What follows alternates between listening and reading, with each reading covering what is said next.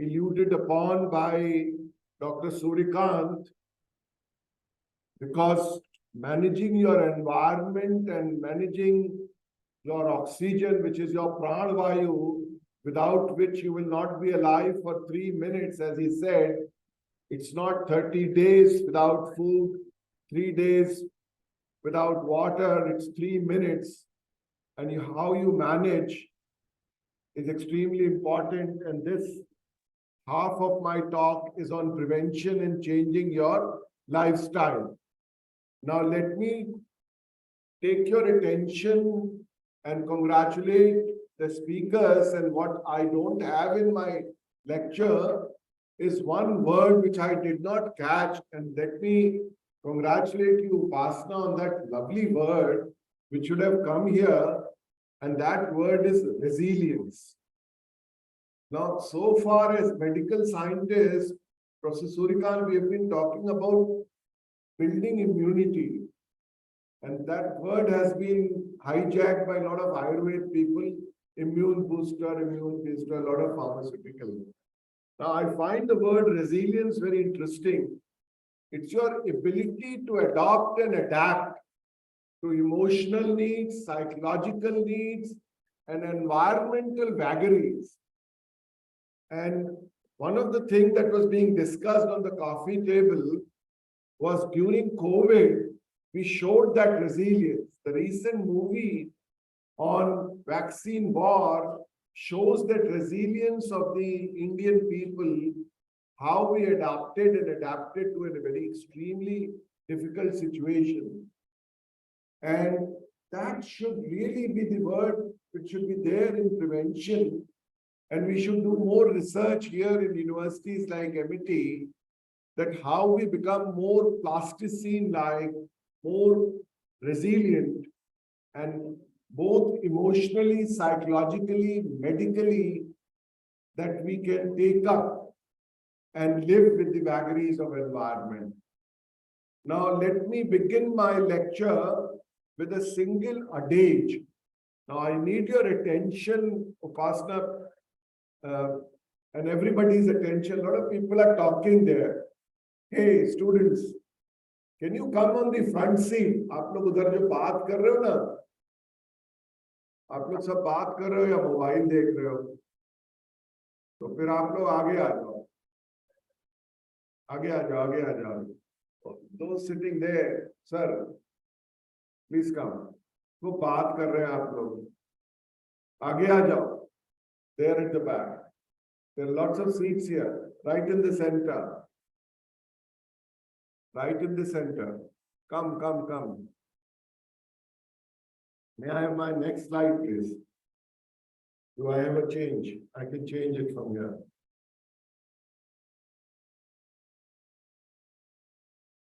How can I change it from here? How can I change the slide from here? यहाँ से कैसे बदले?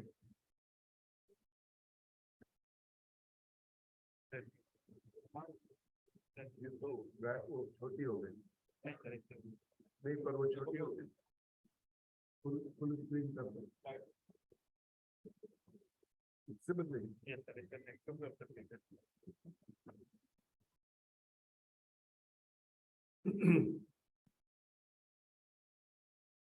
I'll finish in 10 minutes because there's a very small message in my lecture.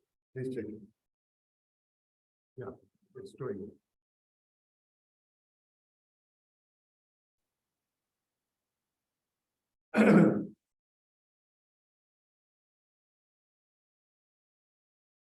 Okay, sir, those of you standing there, hello, please sit down. Okay, there's a famous dialogue in Hindi movie between Amitabh Bachchan and Shashi Kapoor कि तुम्हारे पास क्या है? मेरे पास गाड़ी है, बंगला है, bank balance है, शोहरत है, इज्जत है, और वो बोला मेरे पास माँ. When we compare countries, what we say, what is a parameter that determines a country's health, and that is longevity. How long people live, how long a child would live in that country when that child is born. And that longevity is very high in countries like, Japan and countries like like Canada, and India is getting there. Today, the life expectancy in India is around 70 years, which used to be 50 years. Now, why that has gone up, what have we done, is actually what are the lifestyle changes that have to be taken care of. The other parameter by which you judge a country is the quality of life. How you measure the quality of life, I will come to it later in my slides. It would be too technical to discuss it in a lecture, how to measure quality of life, how to measure HDI. But if you're social sciences or medical sciences student, you should learn to measure QALY, DALY, HDI, Human Development Index, and quality adjusted life years. These are formula based, very simple parameters. You may be asked in your PhD thesis to collect data, and these are very important and interesting concepts to learn from here and go and read it and actually master these concepts.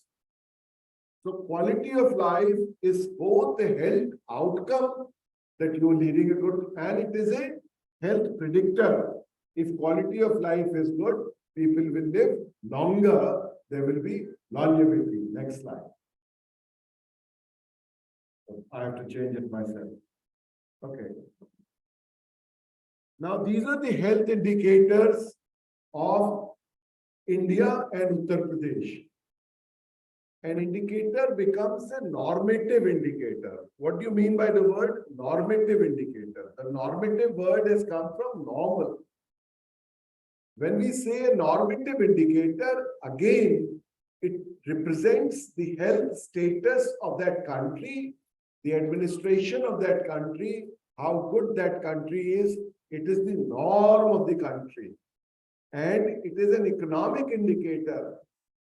Mr. Amartya Sen from Oxford University got a health Nobel Prize because he's an economist. And why did he get a Nobel Prize?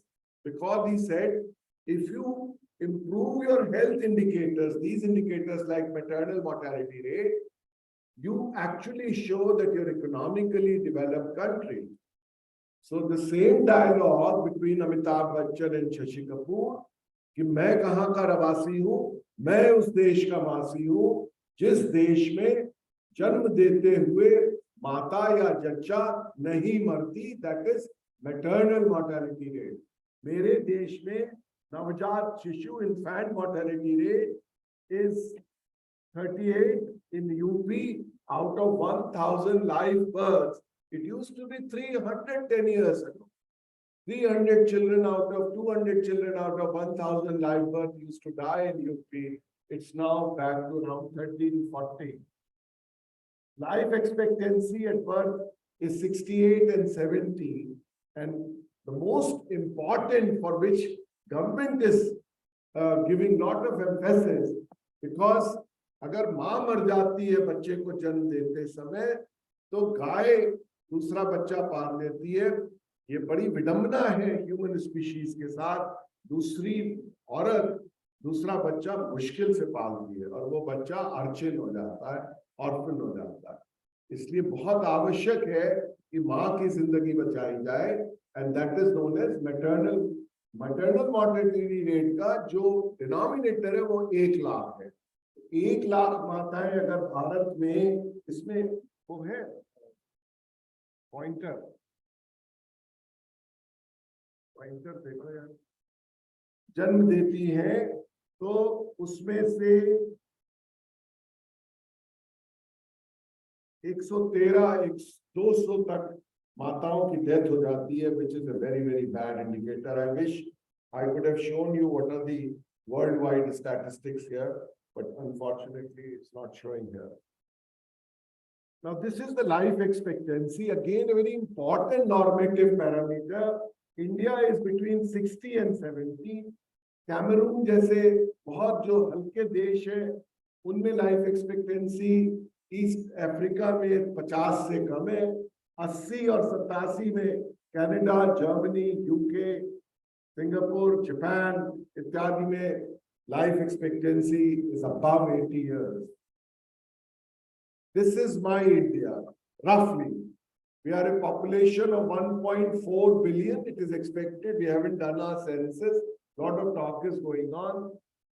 We have a density of 17 people living per square kilometer in Arunachal Pradesh and 11,000 people living per square kilometer in Kerala and Delhi. That's the male-female ratio almost equal. 20% are adolescent between 11 and 19 years of age. Rural-urban divide is 2/3, 1/3. Slum is 25%. And yesterday they said people living below the poverty line is 15%. अब ये data याद रखिए तो आपको आगे समझ में आ जाएगा। सारा हमको करना है कि पीपल बिलो दी बीपीएल को जो ये 30% दिख रहा है ये 15% हो गया है। और 15% में क्या होता है सूर्यकांत सर कि 5% प्रति वर्ष बिलो पॉवर्टी लाइन से लोअर सोशियो इकोनॉमिक स्टेटस में कुपोस्वामी स्केल में आ जाते हैं और आधे वापस गिर जाते हैं गरीबी रेखा के नीचे because of an adverse health event. एक रिक्शे वाला जिसको ई रिक्शा आपने दिला दी, उस रिक्शे वाले ने 20,000 15,000 रुपए महीने आपसे 50-50 एमएटी आने में रुपए लेके दिन भर में 500 रुपए कमा के 400 रुपए रिक्शे का किराया देके 15,000 रुपए महीने में एक बीबी, 3 बच्चे, एक माता जी की साड़ी, एक झोपड़ी की तैयारी कर ली, उसको उजला गैस मिल गई, कहीं से पुराना टीवी किसी ने दे दिया, एक खटिया रख ली। अब वो महीने में 500 रुपए का गुटखा खा जाता है, तो एक तो वो उसका खर्चा गलत है, फिर वो शराब पी लेता है तो वो खर्चा गलत है। चलिए अब उसका अगर एक्सीडेंट हो गया, फ्रैक्चर फीमर हो गया और 1.5 लाख रुपए नर्सिंग होम में लग गए तो वो फिर गरीबी की रेखा के नीचे गिर जाता है। And that I recognize in my practice, and that is known as a critical illness. Anytime you find a person who just come out of Garibi ki Rekha into lower socio-economic strata, help him, give him free medical treatment. You would not let him fall back below the poverty line, and that is when you would be known to love your India. Lifestyle diseases, I'll not speak on this slide. I'll let you read it because my next slides are going to repeat it in a very simple manner, simply telegraphic language. I'm sorry for this prose written here on this slide. It's a longish prose, but read it, it's simple English. What are lifestyle diseases? The topic given to me by Professor Upasana is lifestyle diseases. It's how do you correlate it with the environment. Now let me tell you, what is a lifestyle disease? What is a lifestyle? Jeevan Shaili kya hai? Is it acquired or is it genetic? Like Dr. Suryakant, I'll take a vote from you. How many of you think lifestyle is a genetic phenomenon? Raise your hands. Predetermined genetically. प्रारब्ध है, जैसे मेरे माता पिता मैं नहीं बदल सकता, अपना शरीर का अपना शक्ल नहीं बदल सकता, अपना रंग नहीं बदल सकता, अपना डीएनए नहीं बदल सकता. Okay, lifestyle is 80% cognitive behavior, learned behavior from society, from parents, through education, and 20% one can be genetically predetermined that he has to live that kind of a particular life. Somebody has got a gluten intolerance, somebody has a lactose intolerance, somebody is born with a certain genetic problem or genetic predetermination. So lifestyle is something that you learn in this environment, and when you learn it, you become a stronger person, and resilience when you develop, you become emotionally stronger, socially stronger to fight with the vagaries of life, social onslaughts on you, emotional onslaughts on you, health onslaughts on you. And that is why I think the word resilience is wonderful, and I'm going to use it more and more as I develop. I'll finish my lecture in the next 10 minutes, giving more time to my subsequent speakers. Now, again, these slides are for you to read. Each word speaks, and I'm not going to say. The biggest problem in the lifestyle today, the bane of health, is obesity. Motapa, motapa, motapa. Obesity in COVID, people who died were diabetic and motapa. So if you can only fight motapa, you will fight diabetes, arthritis, air pollution. One thing that you don't have to get is motapa. Coronary artery disease, hypertension, diabetes, dyslipidemia, all related conditions. Dr. Suryakant was also showing this. Cardiac ischemia is also atherosclerosis, is also coronary artery disease. So stroke, cancer, lot of gastritis, acidity, polycystic ovarian syndrome in young ladies who get little hirsutism, little mooch here, little fat and depression, the ovum not actually getting out of the follicle, chronic liver disease, obstructive pulmonary disease, nephritis, osteoporosis, acne, lot of muhasa, stress disorder, Alzheimer disease. So these are the diseases that are lifestyle diseases. Why do people die? असामयिक मृत्यु के क्या कारण है? असामयिक मृत्यु के तीन कारण के तीन ग्रुप्स हैं. Group 1 is communicable disease, संक्रमण वाले संचारी रोग. Maternal, perinatal, nutritional diseases are given here in the green. Group 2 is non-communicable disease. The most important non-communicable disease is diabetes, cardiovascular disease, cancer, respiratory disease, mental disorder. Now, what is a vascular disease? खून की supply जहां कम हो जाती है उसको vascular disease कहते हैं. And artery है, ब्रेन के बाद ऊपर कहीं नहीं खून जाता, खून का सप्लाई ब्रेन में कम हो गया, स्ट्रोक. हार्ट यूं लटका हुआ है, जब तक ये पंप चल रहा है हम आप जिंदा है. एक ही हार्ट है, दो गुर्दे, दो आंख, दो हाथ, 10 उंगलियां, दो पैर, लेकिन भगवान ने हृदय पंप एक ही दिया है. उसकी खून की सप्लाई एंड आर्टरी है, खून की सप्लाई बंद हो गई, हार्ट अटैक, ब्रेन अटैक. पैर में खून की सप्लाई बंद हो गई, डायबिटिक फुट अटैक, पैर कट जाता है, गैंग्रीन हो जाता है. So vascular accidents is a 60% cause of death in all people. And third, 15% of the people die of injuries. Now this is known as triple burden. Triple burden पे सवाल आता है, इकोनॉमिक्स में भी आता है, मेडिसिन में भी आता है, कम्युनिटी मेडिसिन में भी आता है, पूरा क्वेश्चन आता है.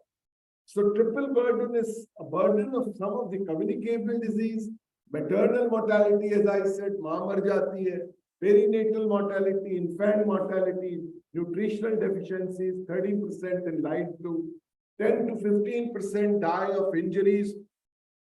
90% of the injuries take place on the roadside, 10% in industries and home and suicide and homicide.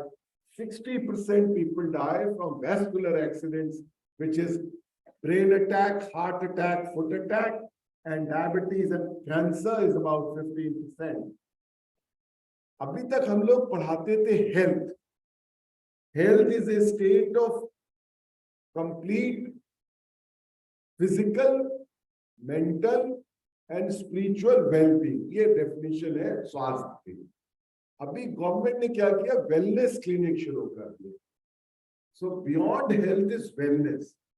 Now people are defining beyond health what is wellness. Wellness is not simply an absence of disease, it is also absence of infirmity and indolence in your life. Wellness is a proactive person who would invest, who would have a purpose in life, who would have active involvement in satisfying work and play, who will have joyful interpersonal relationship, who has a healthy body and a living environment, and who would create a living environment like Professor Suryakant showed. What is your contribution in reducing the air pollution? A well person would contribute positively to reduce the air pollution, and that is what is wellness. And well person is happy. And I would define happiness index was actually defined by a Pakistani gentleman. It's known as Happiness and Human Development Index. Both came from Pakistan, and I'll show you what it is. Wellness is a conscious, deliberate process that requires that a person becomes aware of and make choices of a more satisfying lifestyle. आज का जो lecture है वो आपको एक ऐसी जीवन जीने की शैली से परिचित कराएगा जिससे आप दीर्घायु होंगे और जिससे आपकी क्षमता लड़ने की एनवायरनमेंट से और बीमारी से और पड़ोसी से और बीवी से बढ़ जाएगी। और फिजिकली चैलेंज पर्सन जो है वो बहुत खुश हो सकता है अपेक्षाकृत एक व्यक्ति के जो कि जिसके सारे हाथ पैर समृद्ध हो। Look at this lady. Doesn't change. Can you help me change the slide? Slide बदल दीजिए भैया। Slide बदल दीजिए। नहीं कहीं और चला गया। Slide. Okay. The next slide shows that there's a lady who's got everything, जो हर तरीके से संपन्न है, but she's an extremely unhappy person. And because she's unhappy, she gets a lot of acidity, burning. She keeps going to doctors. Right? Okay. And that person is unwell. An unwell person will soon become diseased. Mental disease is a part of non-communicable disease. एक आपको George Orwell का novel है Orwellian law. Animal farm करके इस किताब का नाम है। एक बड़ी सुंदर किताब का वर्णन डॉक्टर साहब कर रही थी कि द सेल, और ये बड़ी पुरानी किताब है। ये आदमी जो बैठ के सिगार पी रहा है, इसका बाड़ा है, इसमें सुअर है, और ये सब सुअर की बड़ी देखभाल करता है। हर महीने एक सुअर को मार के बेचता है, एक को खाता है, इसको फीस्टिंग करता है, इनको साफ रखता है, इनके बाल निकालता है, इनको बढ़िया खाना देता है। तो एक दिन सारे सुअरों ने मीटिंग की, यार ये तो बड़ा गड़बड़ है, हर महीने एक सुअर खा जाता है, 2 सुअर खा जाता है। तो उन सब ने मिलके हड़ताल कर दी और एक क्वाय बनाया। नेक्स्ट स्लाइड लगाया। और क्वाय बना के next slide. Now you see those farm people, they killed this man, they dig his grave, और फिर क्या हुआ? उस बाड़े में कोई सफाई करने वाला नहीं था, कोई डिसिप्लिन नहीं था, they all died. So what it shows is that you have to take up a lifestyle. Next slide. ये डिटेक्टिव है आपका, इससे हो रहा है गड़बड़। Okay, now you change. I want you. When I say next slide, you break. So lifestyle is an acquired behavior. One acquires and learns to be healthy, wealthy and wise. कहते हैं ना to be healthy, wealthy and wise. बचपन में कहते थे ना, आंख में दांत में मंजन, आंख में अंजन, नित कर और मत कर दांत में नाक में तिनका, मत कर वाला कहते थे। So there are certain pro-health behaviors known as health-seeking behaviors, and there are illness-breeding behavior. आप रोज ना नहाए, देर तक सो के उठे, ऐसी बने, खूब समोसा टाइप जंक फूड खाते रहे, सफाई शरीर की ना करें, सबसे लड़ते रहे, हर एक की बात को बुरा मान जाए, आप बीमार हो जाएंगे या तो मानसिक रोगी हो जाएंगे। मोटे होते रहे, काम ना करे, एक्सरसाइज ना करे, कौन रोक रहा है? अपना गंदा आपके पैरों से बदबू आए, अपना मोजा न धोए, अपने अंडरगारमेंट्स न धोए, थोड़े दिन तो आप बहुत स्टाइल वाले लगेंगे, उसके बाद आपके खुजली हो जाएगी, फिर आप खुजली का मलहम लाने लगेंगे और फिर बीमार हुआ, उसके बाद और बड़ी बीमारी। So the family, the social group, regional, geographical, political environment of the country, environment and education teaches you how to live, and how to live is how you I treat piles, fissure and fistula a lot. हमारे घर में piles fissure फिशुला क्यों नहीं होता? Because my grandfather had it. और वो toilet में घुसने के 3 मिनट बाद कि भैया बाहर निकलो बाहर निकलो. आजकल मैं सबसे पहले कॉन्स्टिपेशन रोकने के लिए कहता हूँ बाहर आ जाओ 3 मिनट में 4 मिनट में. अगर आप आधा घंटा बैठ के अखबार ले जाके और मोबाइल को ले जाके मोबाइल में इकोलाई डाल रहे हो और पखाने में मोबाइल चला रहे हो और अखबार चला रहे हो, नॉवल रख रहे हो, then you are my candidate. You'll come and pay me for your files and your fish. So that is one habit that is inculcated by your grandfather. जाइए और तुरंत आइए. See, a very small habit, but how importantly it has been cultivated right in the childhood by a senior in the family. Next slide. And that's what we're talking about lifestyle. Next slide. Now, these are 51. मेरी किताब सूर्यकांत जी किताब निकाल के दिखा दोगे? तो professor Suryakant वो किताब निकाल के दिखा दी. ये किताब है 51 Secrets of Health, and these are the 51 secrets of health. One of which is not here, one which I will borrow from this place. It's available on Amazon. I have left one copy with Vice Chancellor. Dr. Kamar Jahan will get the English version, but I will not. I'm finished my lecture now. I've said what I have to say. Now these are 51 secrets of health. खूब पानी पीजिए 4 litre, आधी बीमारी गायब हो जाएगी. Balance meal मैं बहुत तेज पढ़ूंगा ताकि समय न खराब हो. ये सब सेल्फ एक्सप्लेनेटरी है. इस पे 1-1 घंटा बोलते रहिए कि फाइबर खाइए, शुगर मत खाइए, avoid process food, opt for whole meal natural food, exercise regularly, अपने को स्ट्रेच करते रहिए. योग प्राणायाम जो है बॉडी माइंड को स्पिरिट को बैलेंस करता है. 7 से 10 घंटे सोना चाहिए. कैफीन वाला पदार्थ नहीं खाना चाहिए. Next slide. Manage stress manage करिए. लिमिट अल्कोहल, डोंट स्मोक और use tobacco. Practice safe sex, regular checkups, take breaks. है ना, थोड़ी देर लिखते. जो लोग दोपहर में 1 आधा घंटा सो लेते हैं उनमें हार्ट अटैक रेट कम है. New England journal of medicine आया. जब बहुत स्ट्रेसफुल काम कर रहे हैं तेज सांस लेके 5 मिनट सो लो, हार्ट अटैक रेट कम है एल्डरली में. Mindful eating, limit screen time से कह रहे हैं ऑटिज्म हो रही है. जो बच्चों को आप बचपन में वो दे रहे हैं ना mobile, that is causing autism. Sun protection, stay social. Next slide. Limit toxins, take care of your gut. Gut के अंदर बैक्टीरिया बड़ा सुंदर चक्रांत वनस्पति है. There is a lot of wonderful bacteria in your gut. Listen to your body. शरीर कह रहा है थक गया भैया आराम कर लो, चले जा रहे हैं. Limit your sodium intake. Improve your omega 3s. Avoid fatty diet, fat diets. Moderation in life. Stay active mentally even in old age. Practice good hygiene. Next slide. Stay positive. Next slide. इसमें बहुत सारे message आते हैं. Limit, ये सारी चीजें आपको करनी है. आपको करनी है. आपके पिताजी नहीं कर रहे हैं तो भी आपको करनी है. Limit saturated fat. Get vaccinated. Bye bye. Practice good posture. Manage allergies. Stay educated. Limit red meat. Opt for lean meats like chicken and fish. Reduce environmental impact. Be resilient to environment. Consider sustainable practices. Practice safe driving. Do not drink and drive. Limit noise exposure. Do not drink and drive. Next slide. Travel safely. Stay motivated. Stay grounded. जमीन से धरती पुत्र बनिए. जुड़ के रहिए.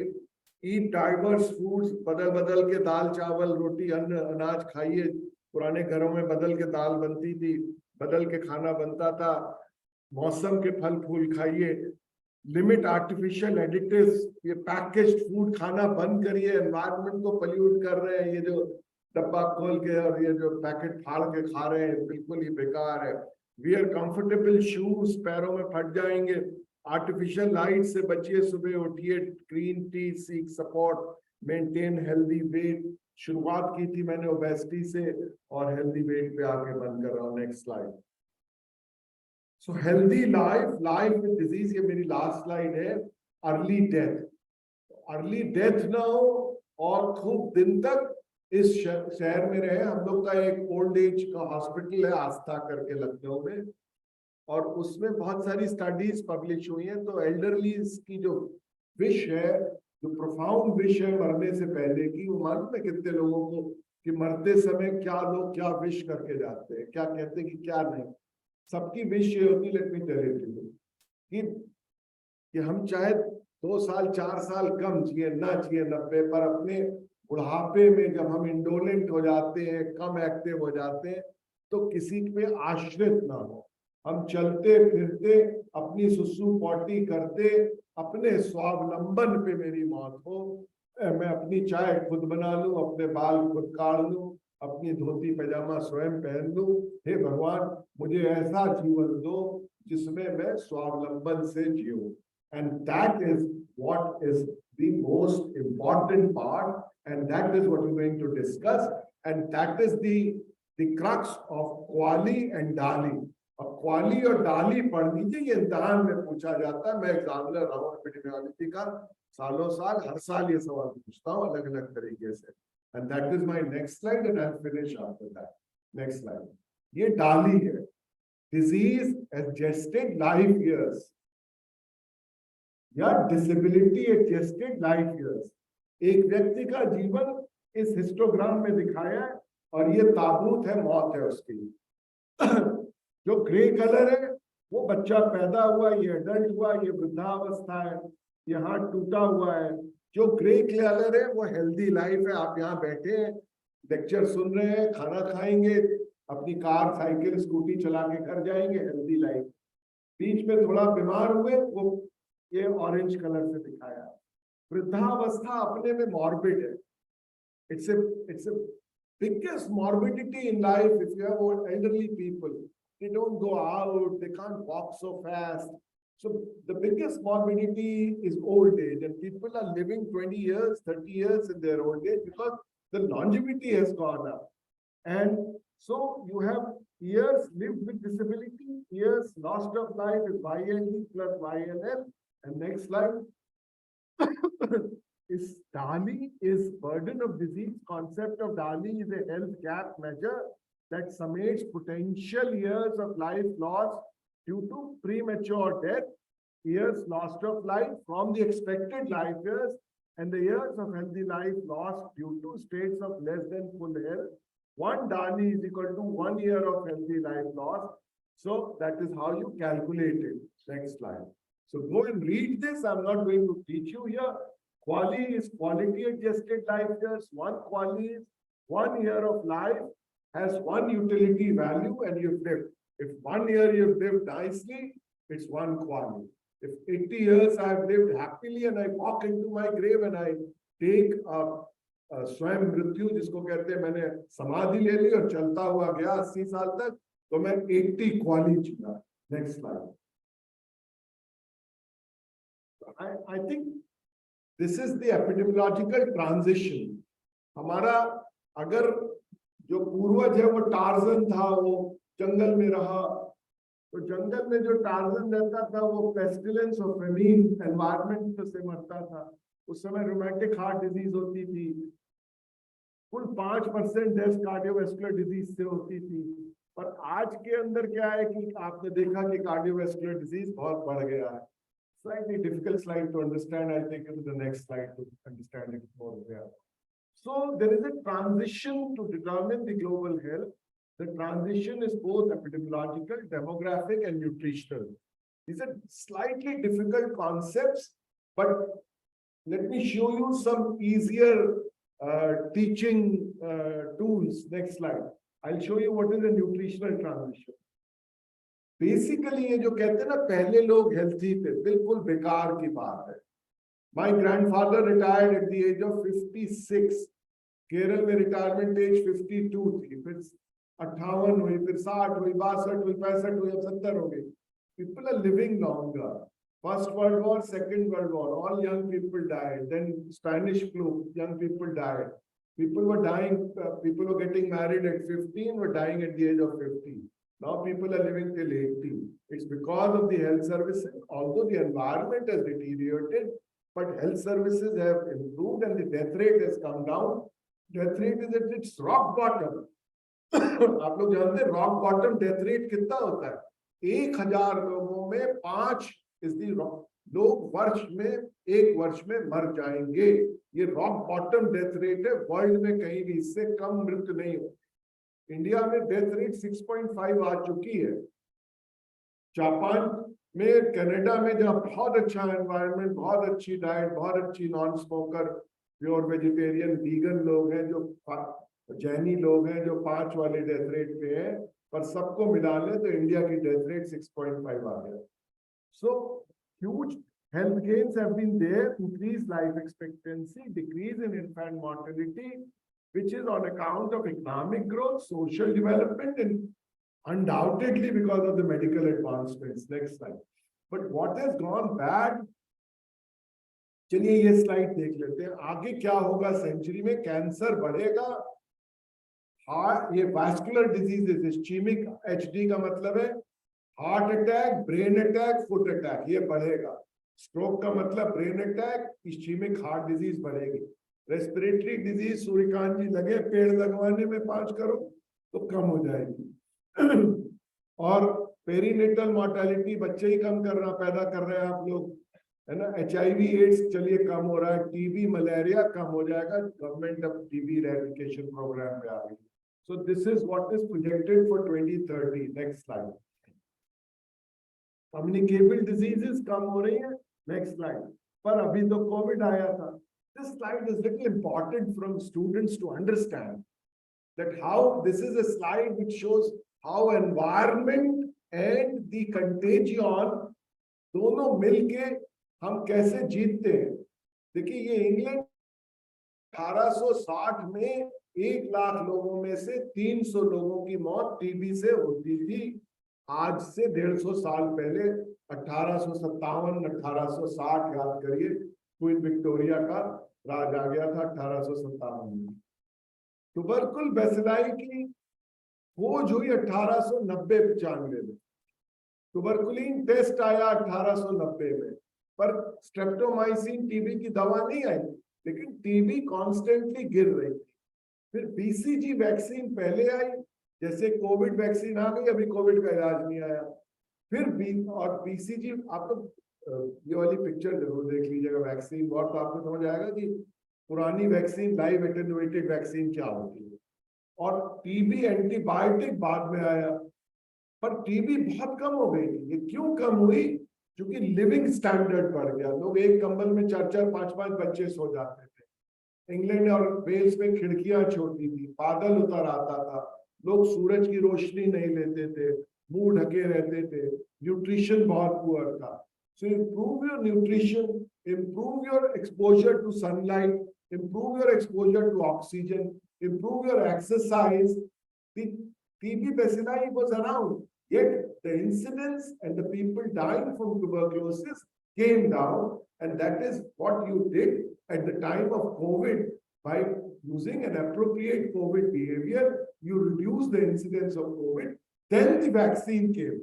The moment the vaccine came, there was a sudden dip, and the moment the BCG came, we all had BCG vaccine in our childhood, and then there was a sudden further dip in the communicable disease.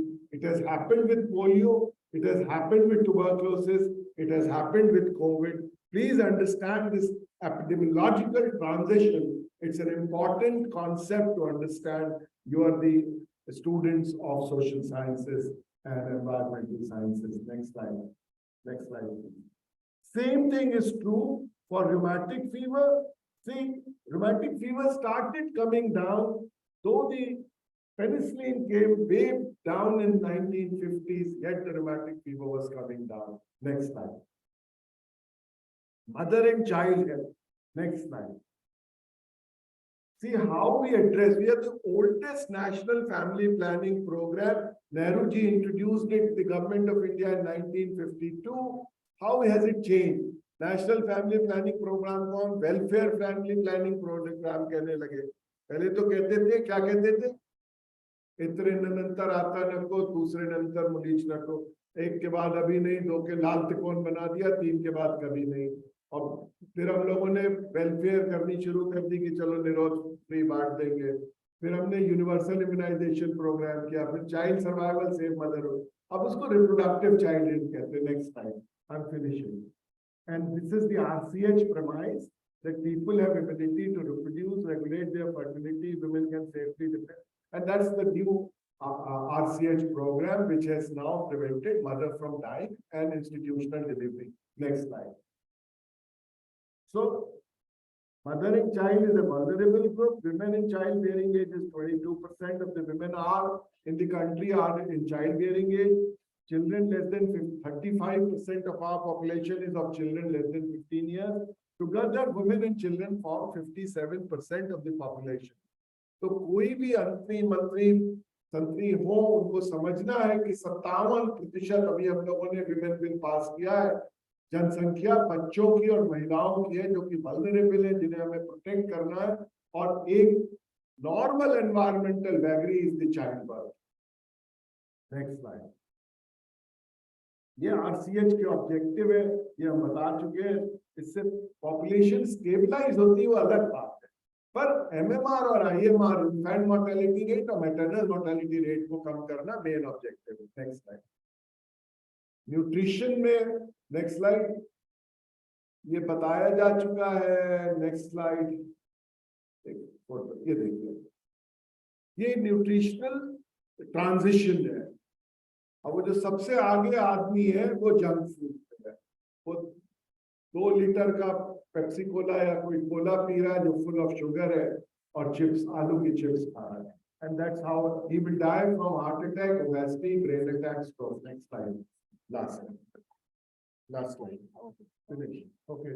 Yes, so next slide, last slide. Next slide. I will next slide. Next slide. Next slide. Next slide. Next slide. I think I should finish. There's a slide here. That's it. That was my last slide.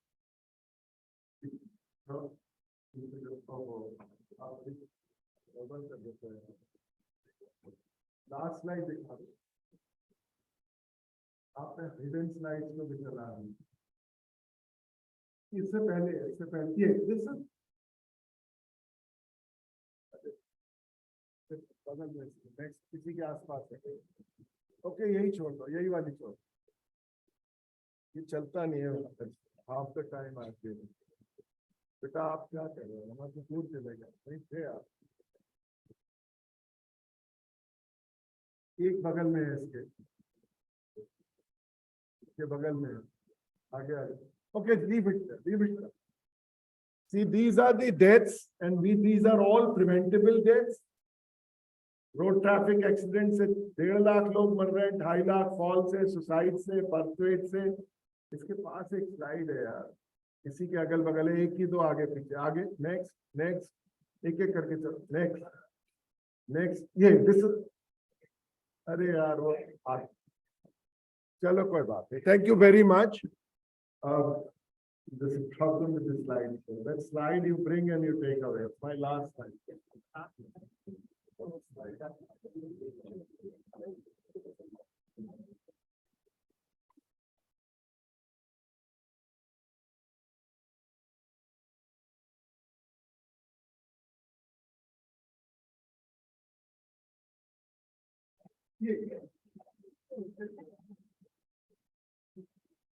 So to prevent lifestyle diseases, very important chapter that has not been touched is not making availability, but to address accessibility. Accessibility is a very important in universal health coverage. आपका अस्पताल खुला है, गरीब वहां जाने से डर रहा है, गया तो लौट आए, गया तो किसी ने डांट दिया, गया तो उसको सर्विस का कल आना, वो बड़ी मुश्किल से ट्रैवल करके घर में बेच के गए। सो द एक्सेसिबिलिटी इशू, इसको क्वालिटी रिसर्च कहते हैं। अभी हमारे जितने आईसीएमआर में लोग हैं, हम लोग जो है अब कहते हैं कोई नया रिसर्च, फंडामेंटल रिसर्च आप बंद करिए, let the advance institutes do it. आप मेडिकल कॉलेज के अंदर एक क्वालिटी एश्योरेंस रिसर्च करिए। My son is doing research door to blood pressure time, इस पे पूरी ग्रांट दे दिया आईसीएमआर ने कि मरीज द्वारे आया, उसका जांच होने में कितना टाइम लगा, डोर टू बायोप्सी टाइम। ये रिसर्च, ऑपरेशनल रिसर्च करने का जरूरत है। उसी में परेशान है, उसी में लौट रहा है, उसी में प्राइवेट में जा रहा है, वहीं पे चोरी हो रहा है। 10-10 हजार आदमी अगर आप राम मनोहर लोहिया हॉस्पिटल के जीएमसी गए, ओपीडी में बैठा है। So the accessibility is a very important issue. Communicable and non-communicable diseases I have discussed. Thank you very much.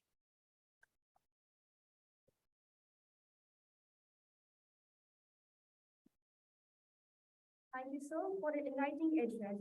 You have undoubtedly enriched our understanding by the topic at hand, and your presence here has added immense value at the conference. We appreciate your time and expertise. Once again, a heartfelt thank you to Dr. Sandeep Kumar for his exceptional conference.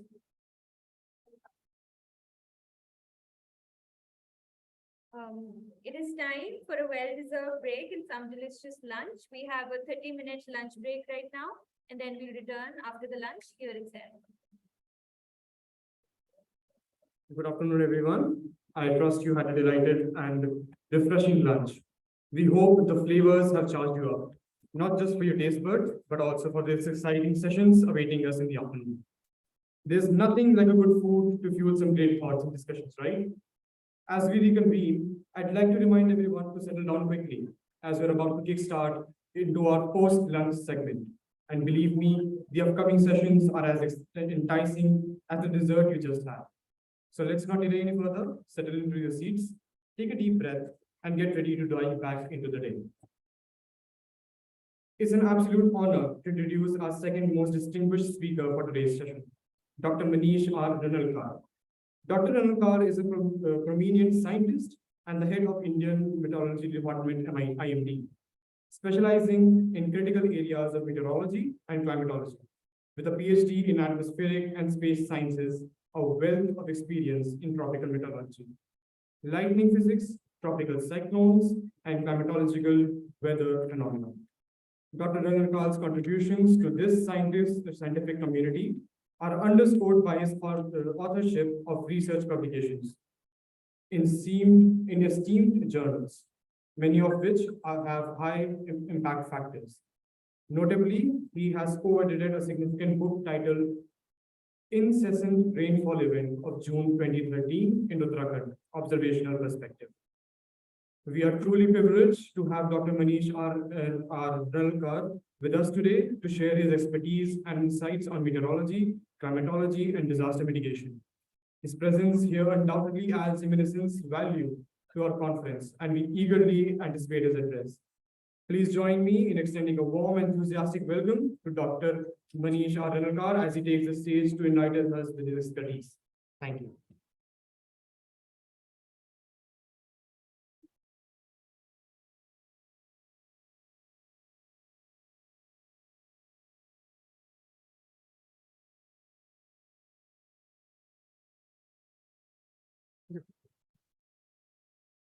Good afternoon. I will be speaking briefly on the climate change impact and mitigation strategies. As we all know, the climate change is a global challenge, and it primarily refers to the long-term shift in global mean temperature patterns and increase in extreme weather events. In this talk, I will briefly talk about the impact of climate change, adaptation strategies to sustainable development goals, and also I'll briefly touch upon the mitigation strategies aimed at addressing this critical issue and translate the best practices into common practices.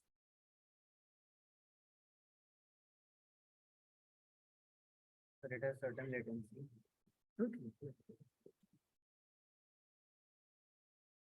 Okay, so let us begin with the drivers of climate change. In the morning session, earlier speaker has briefly touched upon this. So basically, there are three drivers for climate change: the greenhouse gas emissions, the fossil fuel combustion, and deforestation.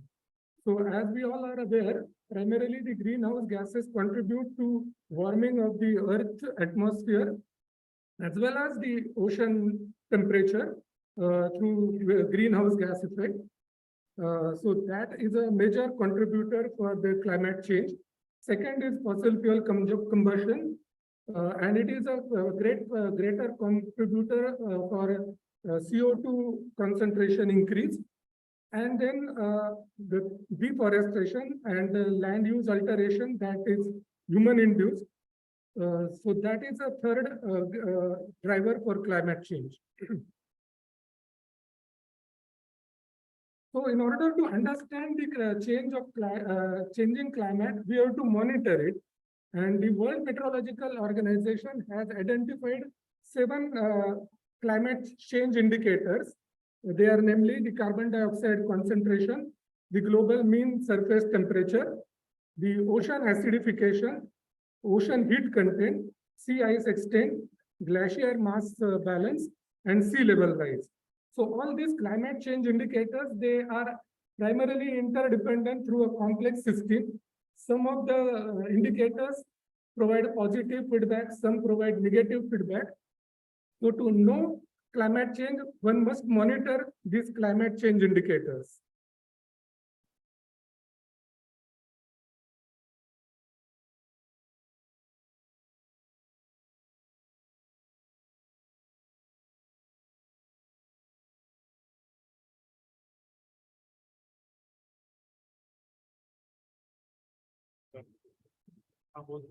Okay, next.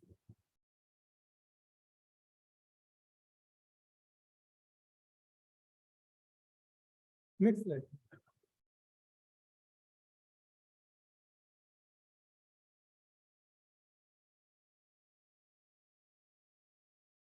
Yes. Yes. So these are the 3 big contributors, the carbon dioxide, methane, and nitrous oxide.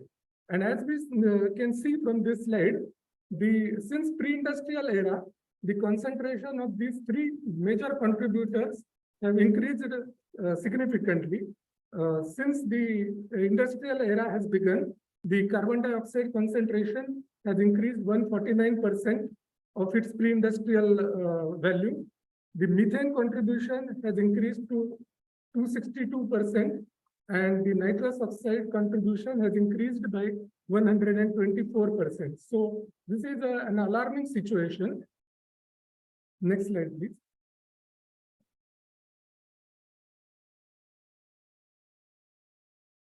Yes.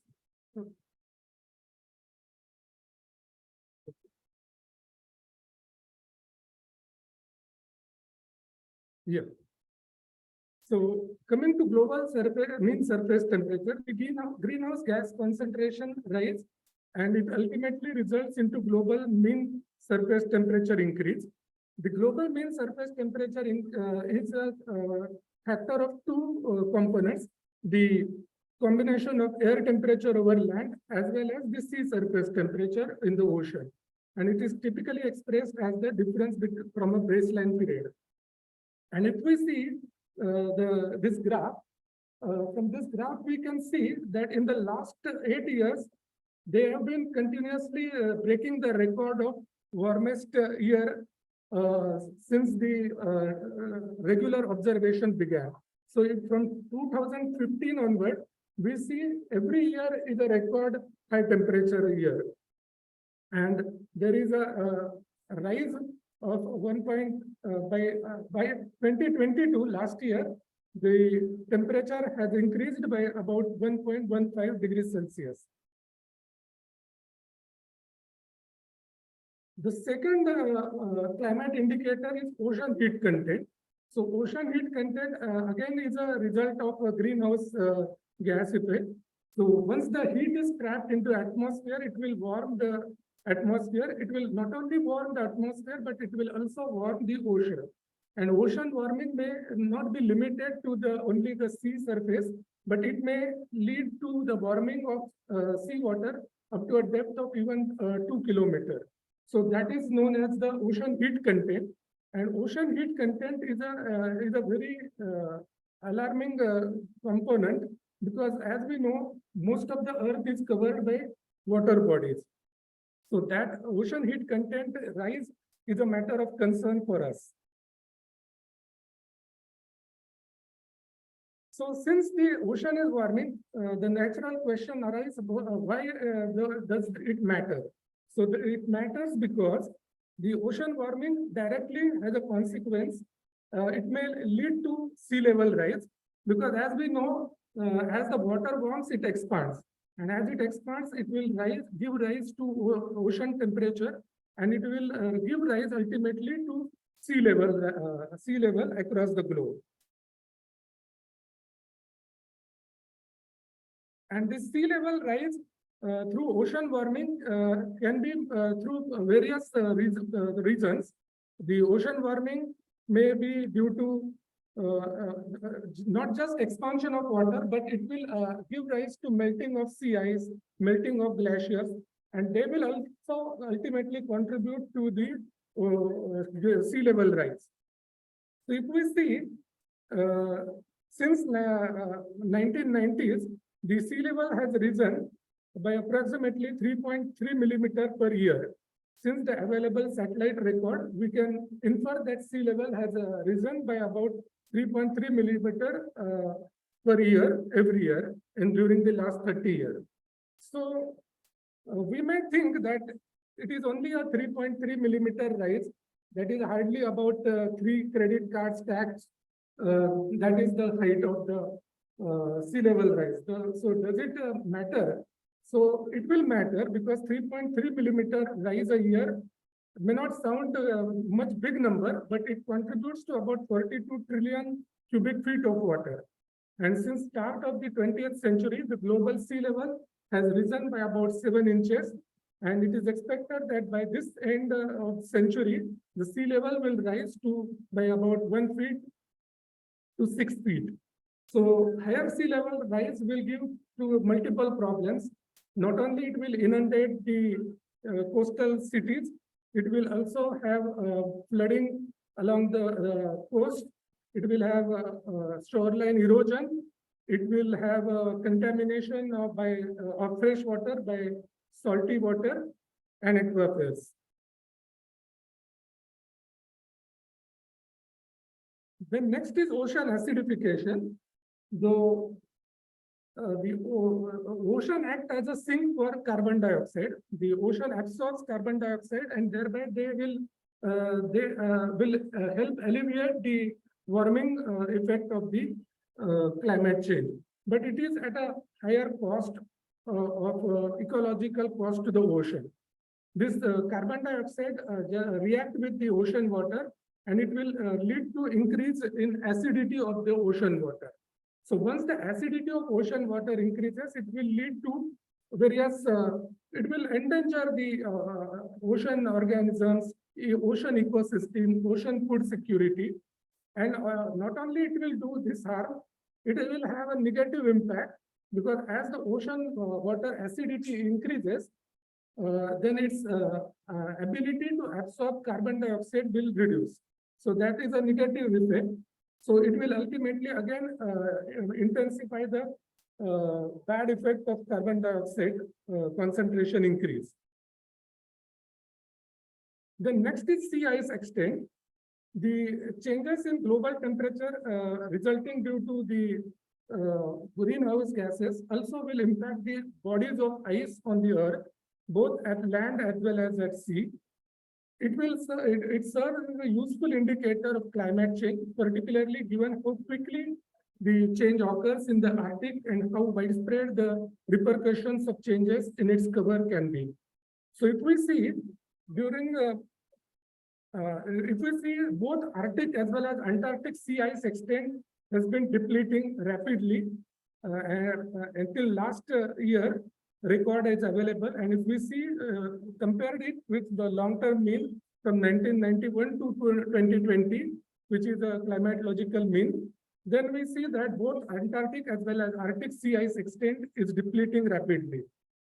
So it is again a matter of concern for us. Then coming to glacier mass balance.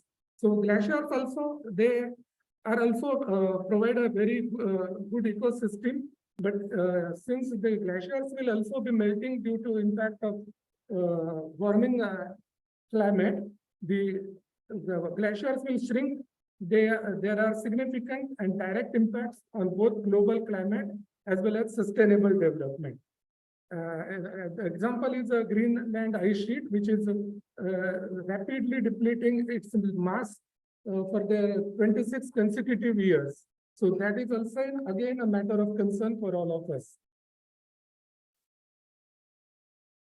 So all this will have a direct impact on our ecosystem as well. The ecosystem, including terrestrial, freshwater, coastal, and marine ecosystem, they are all have a threat from this changing climate.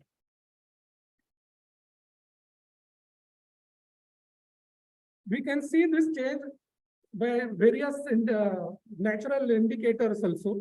So we have seen that the cherry blossom season in Japan, which is documented since centuries, is progressively shifting to earlier dates. So this is again an indicator of climate change, and it is again an indicator of the urbanization.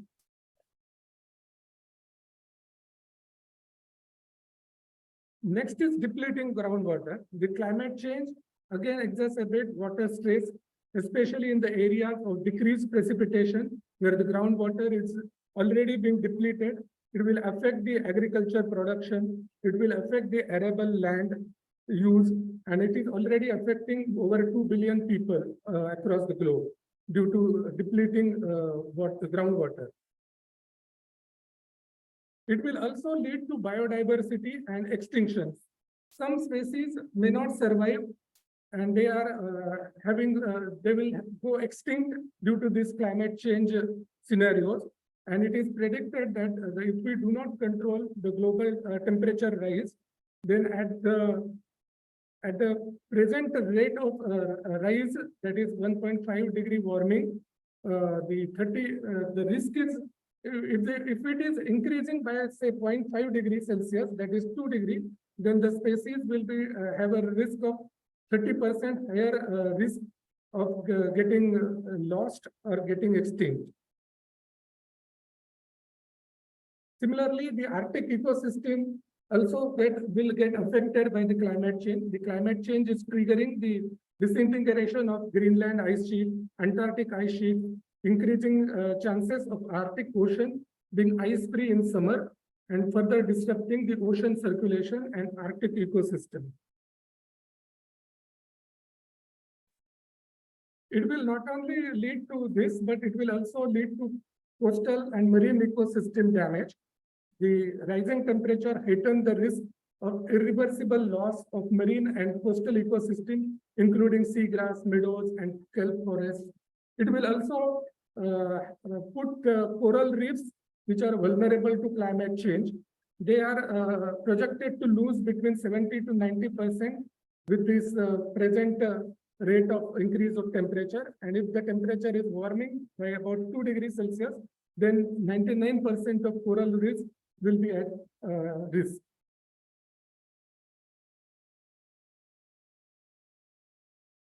This again has a direct consequences from the weather or climate point of view, that extreme weather events are increasing.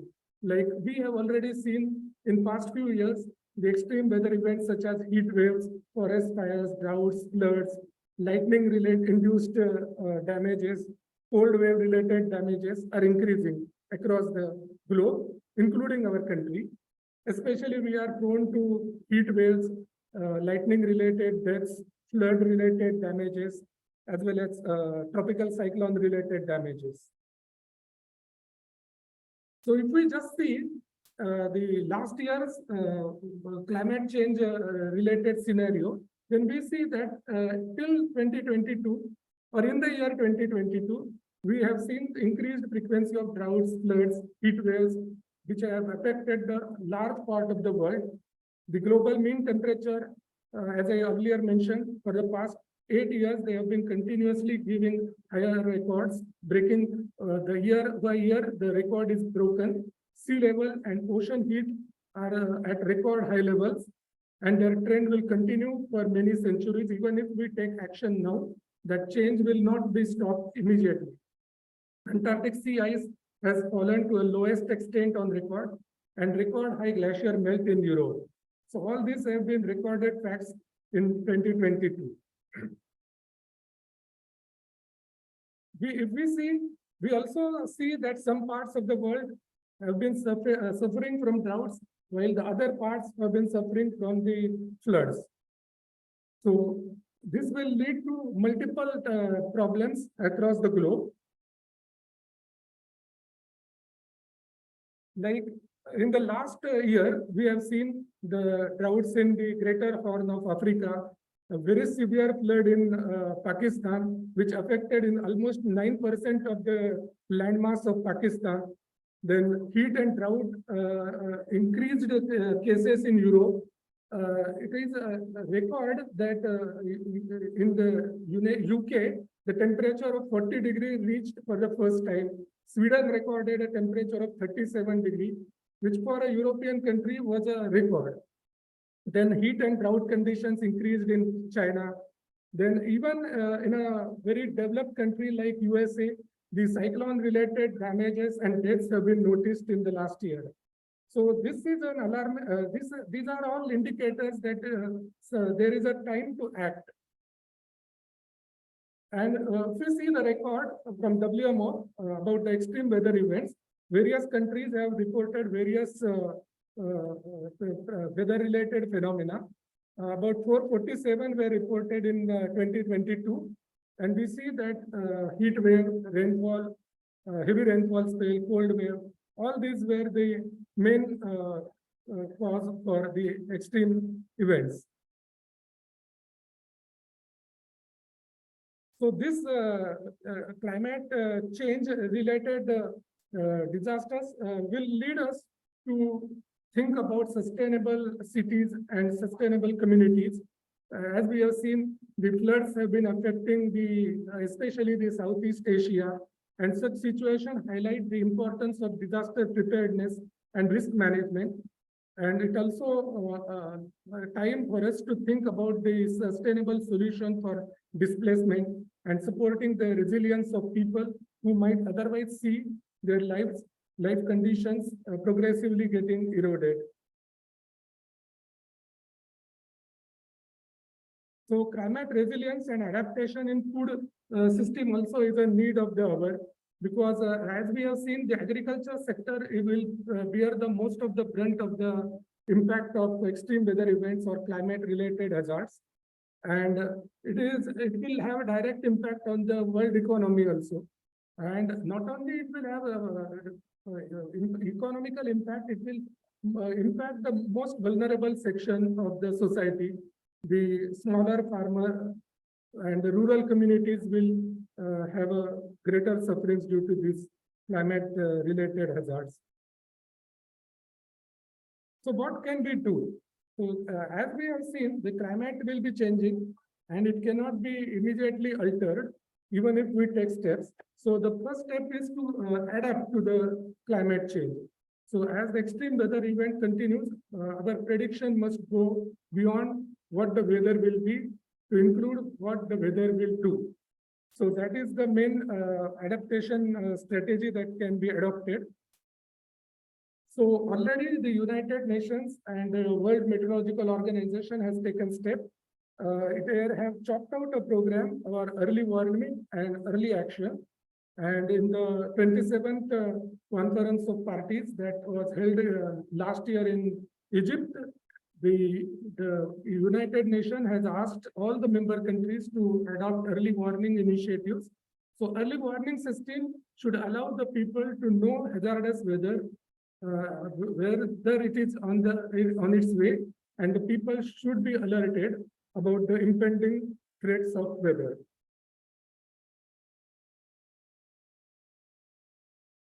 Already, the World Meteorological Organization has tasked all the member countries that the member countries should ensure that every person on the earth is protected by an early warning system within the next 5 years. And already our country has already taken some initiatives through Indian Meteorological Department. We are already issuing early warning bulletins, alerting the state disaster management authorities, and then they in turn will alert the people through their CAP system, Common Alert Protocol system. So whenever there is a threat, weather-related threat, you people might be receiving alert on your mobile also. That is being done through State Disaster Management Authority. Then coming to mitigation strategies, there are certain strategies that can be adopted, like transition from the natural and oil gas fuel to renewable energy, like green energy, like solar, wind, hydrogen energy. Then energy efficiency, we can have implement energy efficient practices and technologies in industries, transportation and buildings. They can significantly reduce the greenhouse gas emission. Then as in the morning, sir has mentioned reforestation and afforestation, because as we know that the plants act as a sink for carbon dioxide. So reforestation and afforestation drives will help in mitigating the climate change related disasters. Then carbon pricing, implementing carbon pricing mechanisms such as carbon tax or cap and trade system, and some incentive can be given to businesses who adopt such strategies of reducing the carbon footprint. That can be adopted. Then we can have a sustainable agriculture. So we should promote sustainable agricultural practices, reducing the food waste and improving the livestock management. Such practices can mitigate the emission of greenhouse gases from agriculture sector.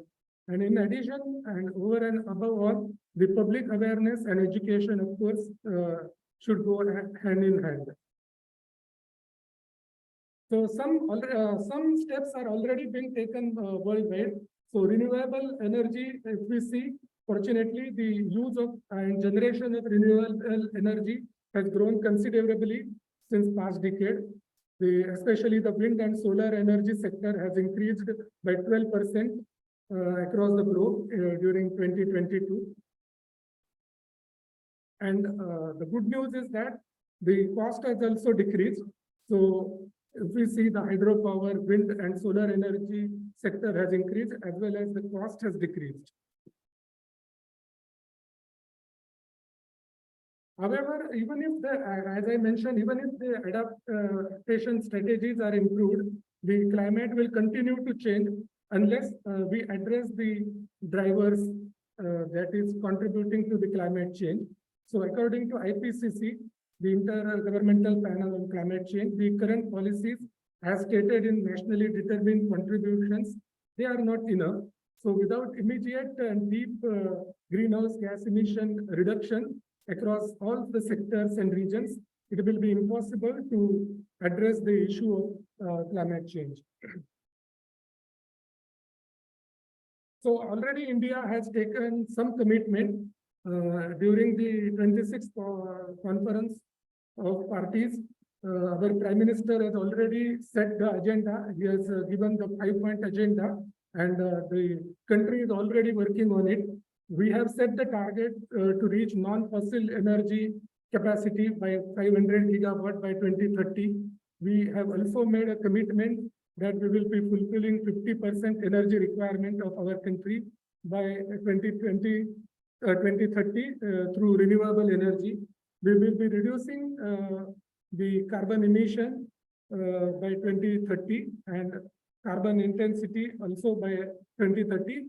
And the target to achieve the net zero emission of greenhouse gases is set as 2070.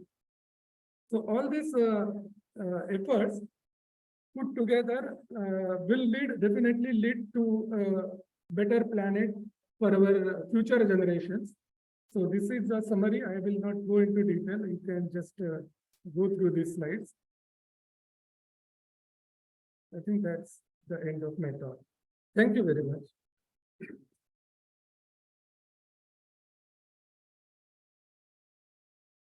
If you have any question, please.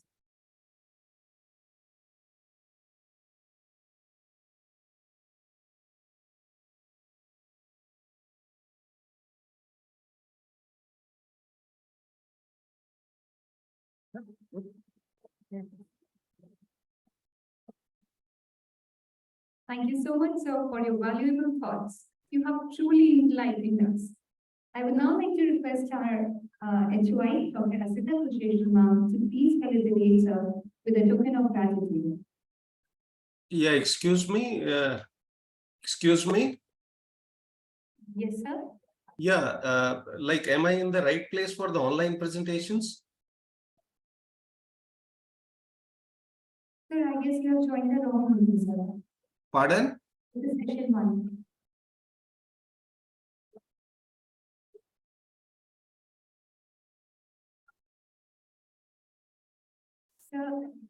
Sir, could you please check the online group? There is a separate link for that.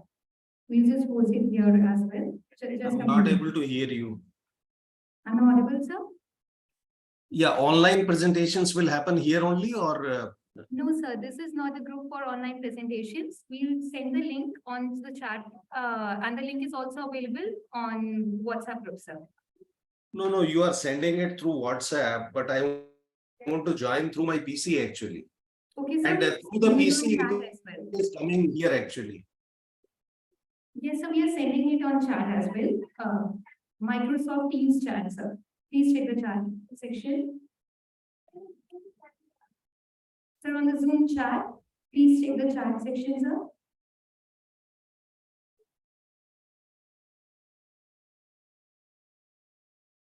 Thank you so much, sir, for your valuable thoughts. You have Yes, truly yes. enlightened us, and we are grateful to have you here. I hope you all enjoyed our first session. Thank you, respected speakers, for your prestigious time. Next up, we are beginning with the second session of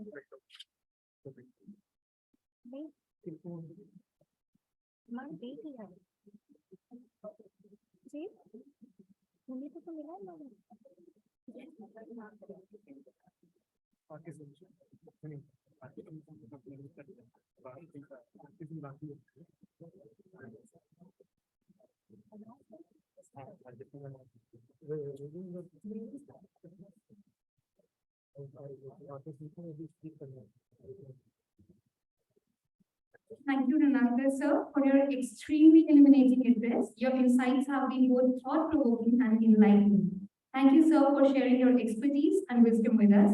We have one more speaker for the session 1. It is my honor to introduce our next speaker for this conference. Please welcome Dr. R.K. Singh, sir, who is a highly experienced scientist at the Central Pollution Control Board, specializing in industrial pollution control, river water quality management, environmental pollution, index sewage management, water conservation, circular economy, solid waste management, and environmental regulation and policy. He holds a PhD in environmental science and has over 22 years of hands-on experience in projects related to environmental management. Dr. Singh is a prolific author with numerous research publications, reports, and book contributions to his name. He was awarded the Professor R.C. Singh Prize in the year 2017 by the Institute of Intelligence and has also served as an assistant professor at GGS and student research supervision. Additionally, he actively participates in various international and national journals as an editorial board member and reviewer, making significant contributions to the field of environmental science and pollution control, contributing significantly to the fields of environmental science and pollution control. Please join me in extending a warm and enthusiastic welcome to Dr. Singh, sir, as he takes the stage to enlighten us with his experience.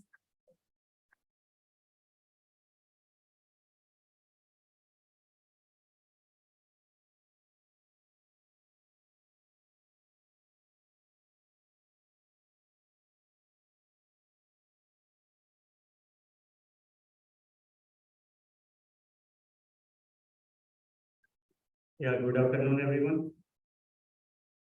I would like to thank Upasana ma'am, who has given opportunity to be here amongst you and all the team who are organizing the conference here.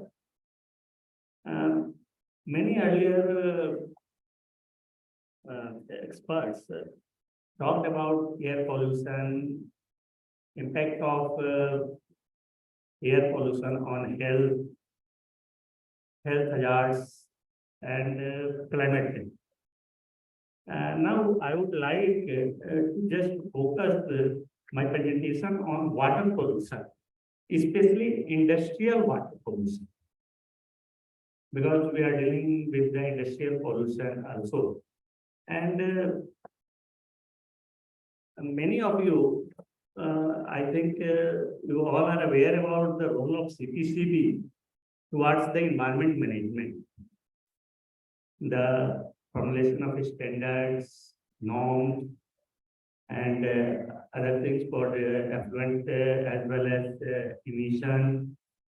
Now, there is one program which is also just initiated by Central Pollution Control Board in the Ganga Basin, River Ganga Basin, which is charter-based participatory approach in the GPIs. I hope many of you could not understand about the GPI. What is GPIs? There are many categories of industry like red, orange, green, white, 17 categories of industries. And there is a grossly polluting industry.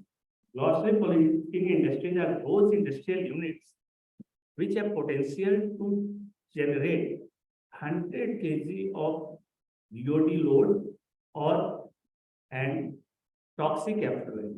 If the industrial units have potential to discharge equal to or more than 100 kg BOD load or toxic effluent into the recipient water body, that industry should be considered as grossly polluting industry.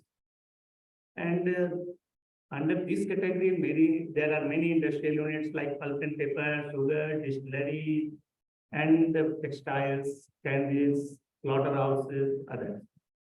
Now, in today's talk, our main focus is on pulp and paper industries, which is highly water-intensive industry.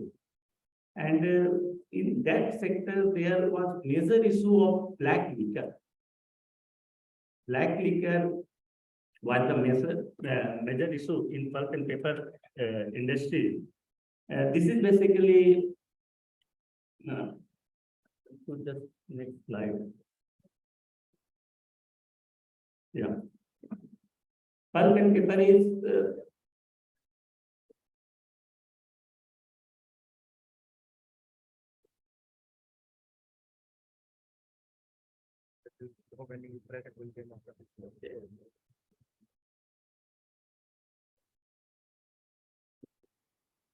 the key issue in the pulp and paper industries are, this is water intensive industries, where before 2011, when charter was implemented, the charter in pulp and paper sector. What is charter? First, you have to understand what is charter. Charter is basically participatory approach. Charter was prepared in association with the industry representatives, their associations, to how to curb the pollution. Basically, charter is for waste minimization practices. Just to adopt the waste minimization practices under this, the reduction in freshwater consumption, reduction in wastewater discharge, pollution load reduction, recycle and reuse of treated effluent, everything was covered under that. And also technological intervention. How we can reduce the pollution in that industrial sector. So major issues were freshwater consumption. Before implementation of the charter, the freshwater consumption was about 97 pulp and paper industry in Ganga Basin, where a study for this purpose. And total wastewater discharge, freshwater consumption was around 306 mld. And specific freshwater consumption was about 150 to 200 kL per metric ton of paper. And wastewater discharge was about 100 mld. And specific was about 75 to 100 kL per metric ton of paper production. And the overall pollution load discharge by the paper industry in terms of BOD was 76.51 ppd. And black liquor. Black liquor is basically spent liquor from craft process in which pulpwood is converted into paper pulp by removing lignin and hemicellulose. And this black liquor contains about 15% of solids. And out of this 15%, two-thirds are organic chemicals and rest are inorganic. And black liquor generation was at that time 18,000 cubic meter per day, which contained 8 to 12% solid tension. BOD was about 3,000 to 50,000 mg per liter, and COD was 75,000 to 125,000 mg per liter.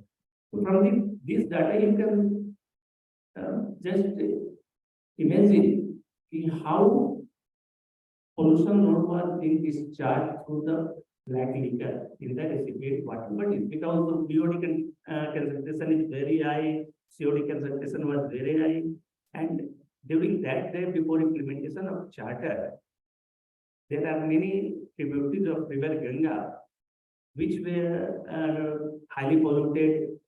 The DO level was nil, BOD was about 200, 300 in that tributaries like Gela, Behela, in state of Uttar Pradesh. And this black liquor has big calcinated effluent, which is very difficult to treat that type of effluent in effluent treatment. And the discharge of this black liquor resulted into deterioration in water quality of river Ganga and its tributaries.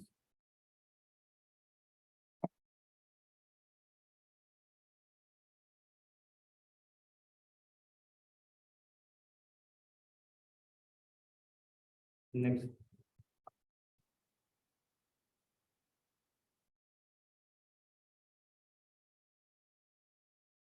I think there are some problem with bandwidth of internet.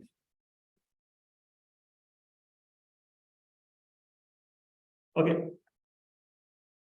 So then Central Pollution Control Board has started a regulatory and participatory approach.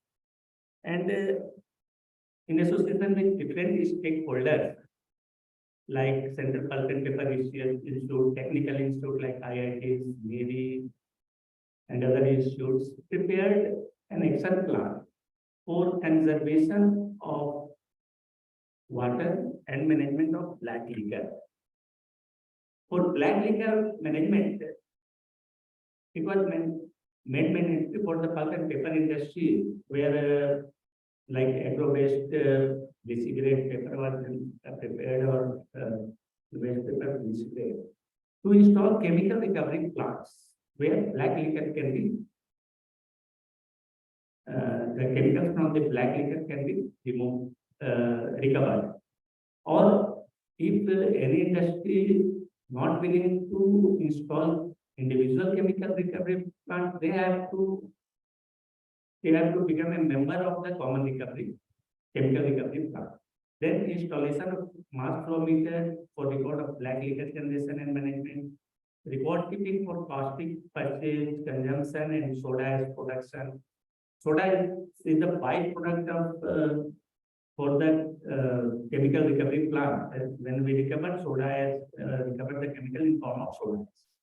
And the log for freshwater consumption, wastewater discharge, power consumption, facility for transportation of black liquor to common CRP, installation of cameras at the final discharge point, and restriction to run digester by the pulp and paper mill without having CRP facility, or have a membership for the CCRP, common chemical recovery plant. So these measures were taken by CPCB, and under this charter, a provision for water recycling and pollution prevention were also incorporated. Under this categorization of the industries were made based on the raw material used by the industry.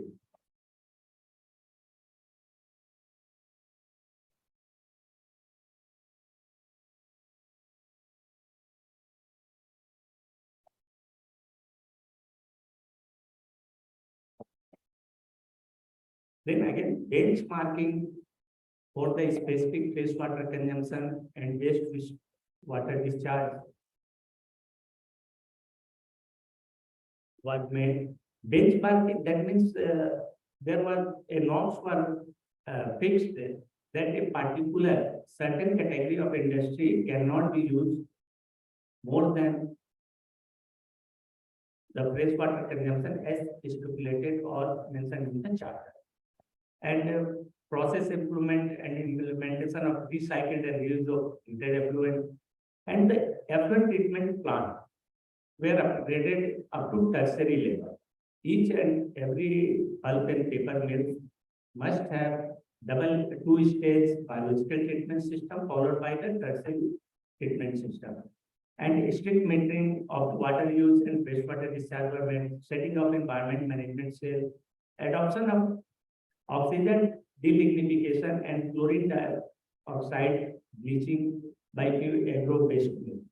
While we promote this objective to just minimize the content of lignin in the wastewater discharged by the paper industry. And the three-stage elemental chlorine bleaching, closed loop fiber recovery system. Initially, what happened, the paper mill were discharging the effluent directly into recipient water body. Along with their effluents, fibers were also just went to the recipient water body. And fiber is just a raw material for the pulp and paper industry. So it was suggested that each and every individual pulp and paper mill should install fiber recovery system. By installation of fiber recovery system, the pollution was drastically reduced because the fiber is organic in nature, were stopped for being discharged into the recipient water body.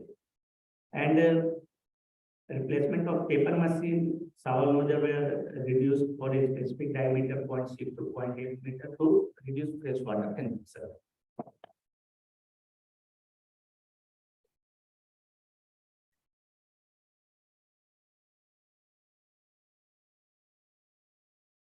As I said earlier, benchmarking. What wastewater, is there any norm for wastewater consumption or wastewater discharge? So no, in India, there is no norm of wastewater consumption for pulp and paper industry. There is norm for only wastewater discharge specific. For through this charter, norm for wastewater consumption, specific wastewater consumption was introduced, and wastewater discharge is there. But you can see on pan-India basis, the specific wastewater discharge for A1, A2, A3, B1, B2, and B category. That means food-based bleached grade paper, agro-based unbleached grade paper, RCF and market pulp-based specialty grade paper, food-based unbleached grade paper. All of the specific wastewater discharge limit was 200 KL per metric ton of paper production. But through charter, we have just restricted to 40 metric ton, 40 KL per metric ton of paper production. So there was drastic change and reduction in specific wastewater consumption and specific wastewater discharge by this industrial industry. And all the paper mills in Ganga basin adopted this charter, adopted that technological intervention mentioned in the charter. By adopting this charter, the black liquor discharge was stopped because it was being just treated through the chemical recovery plant and soda ash were recovered. And the initiative taken by CPCB was also acknowledged by Honorable Prime Minister of India in the Mann Ki Baat episode in 2016.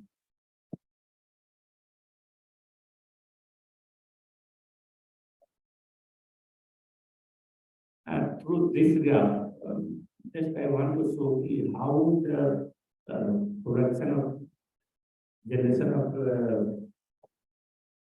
black liquor is rising and the management, that means discharge, comes to zero. You can see in Kasipur cluster, Muzaffarnagar cluster, and entire Ganga basin. Up to 2017. In 2014, the black liquor discharge was completely stopped. That means 2014 onwards, there was no black liquor discharge in the receiving quarter. Before that, this black liquor discharge was discharged into the receiving water. Due to that, the tributaries of river Ganga and sub-tributaries were highly polluted, and there was issue of color in the river Ganga or the tributaries of the river Ganga.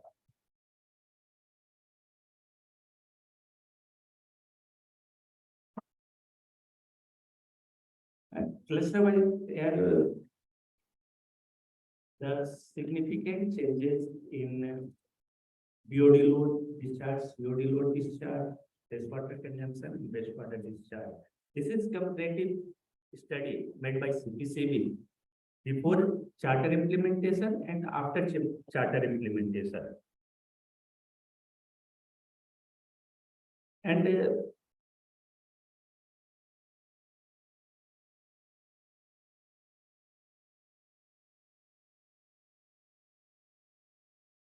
we can say district-wise, before 2012, when charter was implemented, the BOD load were in Kasipur cluster were 2443 kg per day, and after implementing that in 2021, it is only 517.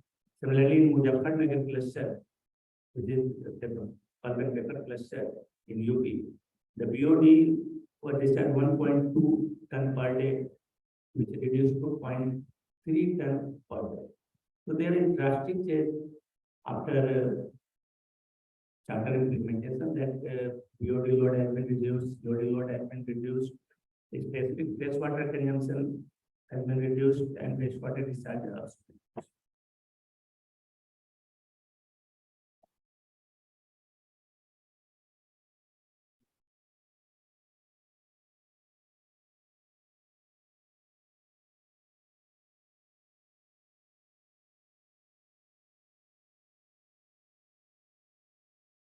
This is most important. The overall reduction in wastewater consumption and specific wastewater discharge. You can see category wise. For A1 category, that means agro-based urban development. The charter norm is 50, but in 2021, the average value was 36, which is below the charter norms. A2 category, there was no industry. For B1 category, norms is 50, but discharge is 39. And we can compare that what is the charter norms and what is the target achieved by the industry. It is far below than the charter norm prescribed by the CBC. So we can say that this participatory approach of charter has been adopted by the pulp and paper mill. And due to adoption of this charter, there will be reduction in wastewater consumption, wastewater discharge, and pollution.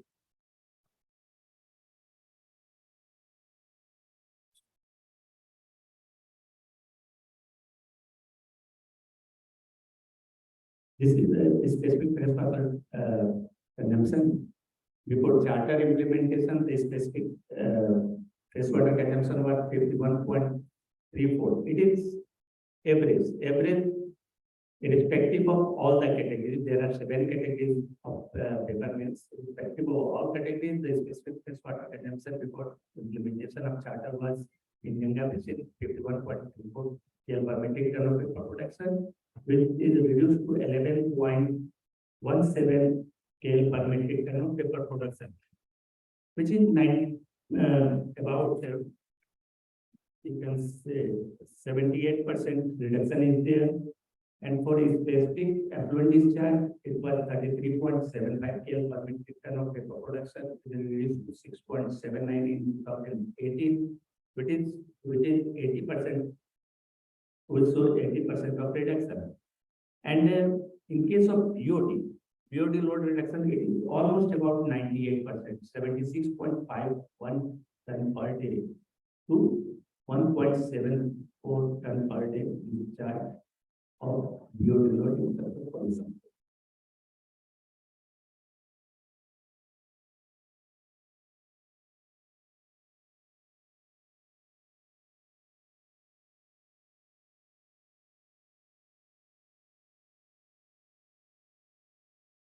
That no black implementation of that no black liquor discharge in 2015. Due to this, there is no incidences of color water discharge in the second water, but is pollution was reduced by 98% and specific fresh water consumption by 78%. Specific fresh water discharge by 80%, and the improvement in water quality of the recipient body, like River Dela, Varela, Kosi, and Ram Ganga, we have observed. Before implementation of this charter, the DO in River Dela, Varela were 0, and BOD were 340, 44 to 180. But after implementation of this, the BOD level ranges from 7 to 8, and BOD 2 to 29 and 2 to 50.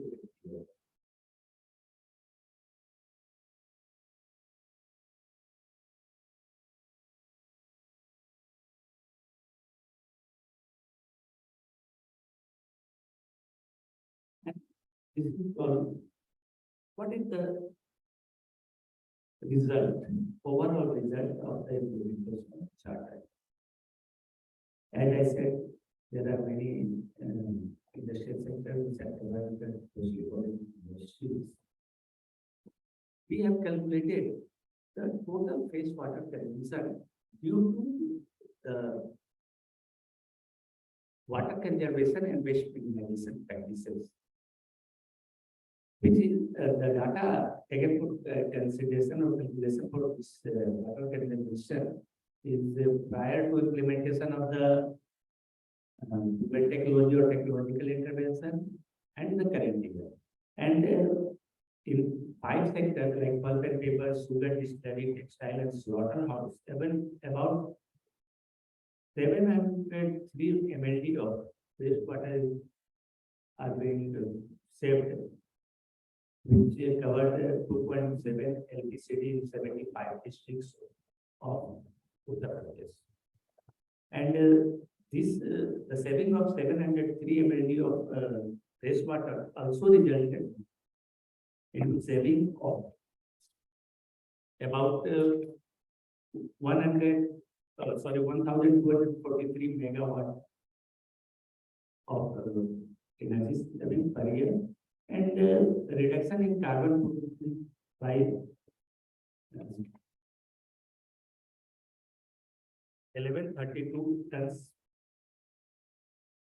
per year with respect to CO2 emission. So by implementation of charter or through participatory approach, we can conserve our natural resources like water, energy. Thank you.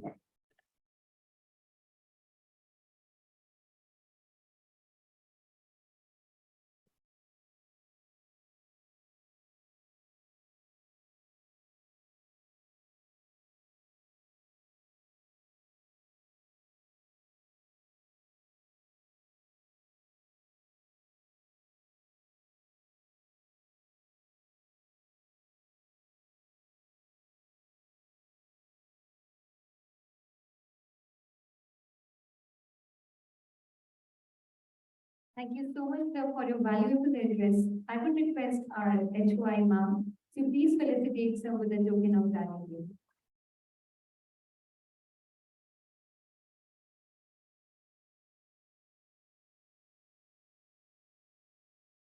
I hope you all enjoyed and learned a lot from our session 1. Moving on to, we are now on session 2, that is on environmental monitoring, modeling, and management. B, I'm honored to introduce Dr. Manish R. Ranalkar,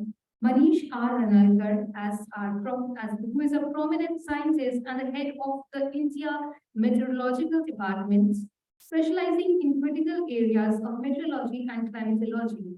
We are honored to have you, sir, as the session chair. We are truly privileged to have Dr. Ranalkar as the session chair for our second session. Please join me in extending a warm and enthusiastic welcome to sir with a huge round of applause.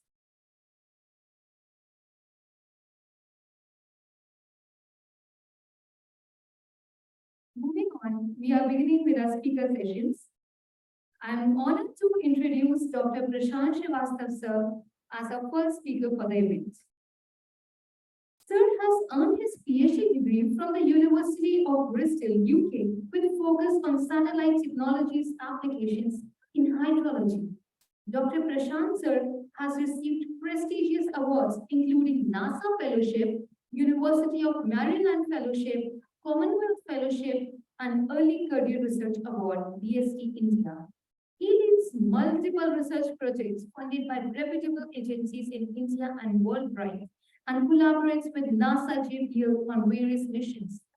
Prashant sir has authored more than 130 publications in peer-reviewed journals, published 7 books with renowned publishing houses, and contributed book chapters with a strong citation index. Sir has presented his work at numerous conferences and workshops, and served as a convener in conferences like EGU and Hydroinformatics.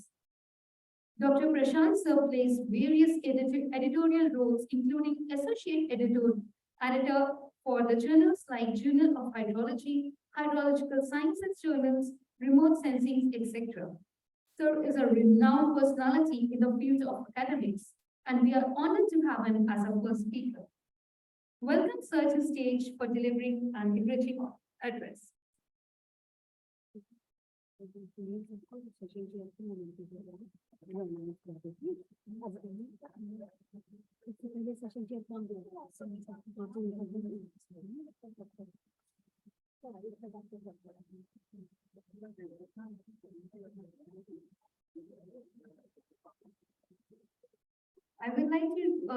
would like to felicitate our first session chair, Mr. Sunil Kumar, sir, for his valuable contribution to the conference.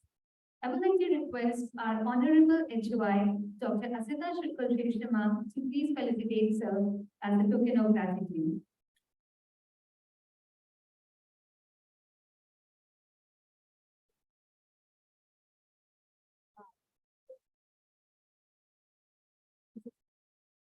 Can you please speak here?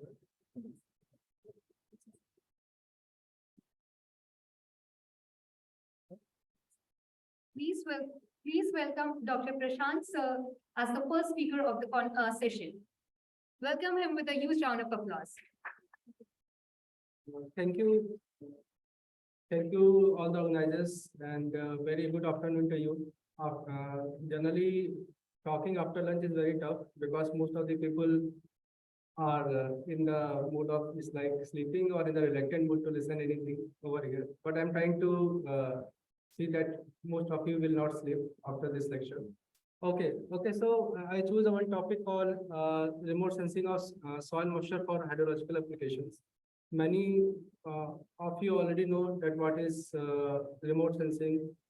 And one application of remote sensing over here is called soil moisture, because you know what is the use of soil moisture over here, because this component is very much required now. Most of the application areas start from the weather forecast, irrigation scheduling, irrigation management, natural disasters like flood, drought, defense, it's like land applicability, they need this soil moisture product. So there are a number of applications areas are here, and that's why most of the space agency like ESA, European Space Agency, launched his first satellite called SMOS, Soil Motion and Ocean Salinity.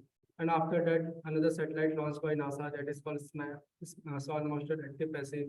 Now, third satellite is underway. It is a joint project between NASA and ISRO. It is called NISAR, NASA ISRO Synthetic Aperture Radar.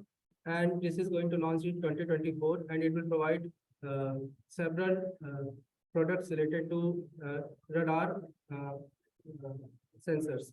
So you can see this NISAR that is upcoming in 2024 having two bands called L and S bands. And why we are talking about the bands, because all the bands have different capability. Like you already know about visible, infrared. Invisible, we can see each other, we can see colors, but others like infrared we cannot see. But it is one of the important electromagnetic spectrum that we are using for terrestrial management. Similarly, we have microwave band. That is, microwave band is used for number of application, like radar. Radar is used for defense purposes. We have a radiometer that is we are using for natural disaster, cyclone monitoring, cyclone tracking, and so many other things. So over here, if you see that why I'm taking this soil moisture, because you know that our earth system or our this terrestrial component, they have moisture stored in their soil. And if you see their moisture measurement, generally we have two things. One is called gravimetric soil moisture, other one is called volumetric soil moisture. And if you see in your left, that generally whenever we are talking about volumetric, it is a ratio upon the volume of water that is contained between your soil and the air space divided by the total volume of this soil system. If we talk about the gravimetric, what we do, we go into the field, we having the soil core, we take a soil to our lab, we have an oven, and we put soil in the oven, dry it, we take the wet bit before drying, dry it, we take a difference, and then we get the soil moisture. So it is quite a tedious process if you are going to measure point-based soil moisture at several locations. Why? Because we need to go to the field, we need to take the soil back to the lab, and if you go from several other places, it will take a lot of time. And that's why we are moving towards remote sensing, because remote sensing provide a quick solution and it can see earth at a glance, and it will provide a soil moisture at a different scales. So here, as I told that we have soil moisture application in number of fields, like our government, like Ministry of Agriculture, if you see IMD, if you see other weather forecast people, they need this soil moisture information. For example, if you see here is a irrigation water management aspect, and why we are focusing on this irrigation water management, because farmers going to irrigate their field, and if they want to irrigate their field, they want to know what is the soil moisture status in the soil. And what happened in most of the places in India, that whenever they are going for the irrigation, they go in the night around 3 or 4 o'clock, they open the tube well and they just use the water. And what happened, after some time, the field becomes flooded, and then they close the tube wells. So if you see that you just open the pump, it operated for 2-3 hours, field gets flooded, and then you close the pump. But if you see the requirement of the plant, it is just half of that. So most of that water that we are pumping outside of the groundwater is now getting waste, and that's why we are now facing a problem of groundwater depletion. If you see, because of irrigation, our groundwater is going down. So if we can provide the soil moisture requirement of our agricultural field, then we can suggest that this amount of irrigation is actually needed to your field. You should not take lot of water from the field, otherwise in the next 10 years or 20 or 30 years, we will running out of the water. And if you remember, maybe if you belong to some field or something, if you see that previously we have a hand pump installed in our villages, and now most of the hand pump are not having any water. Why? Because groundwater is going down.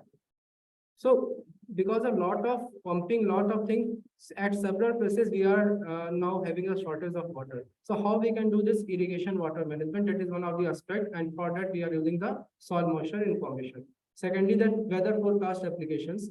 In weather forecast applications, we need the soil moisture feedback. What happens whenever we are going to forecast rainfall or forecast any other things related to this soil moisture driving factor, we need this soil moisture information, because if there is a soil moisture in the soil strata, evaporation happened, and this evaporation help in formation of the clouds, and that's way clouds are forming. So if we have a less soil moisture in our system, then there will be a problem with the formation of clouds. So there are sources of water vapor, like plant, and then is this soil. So in weather forecast application, what we are doing, we are now assimilating this soil moisture information inside our model. Like one of the model is very popular called weather research and forecasting model.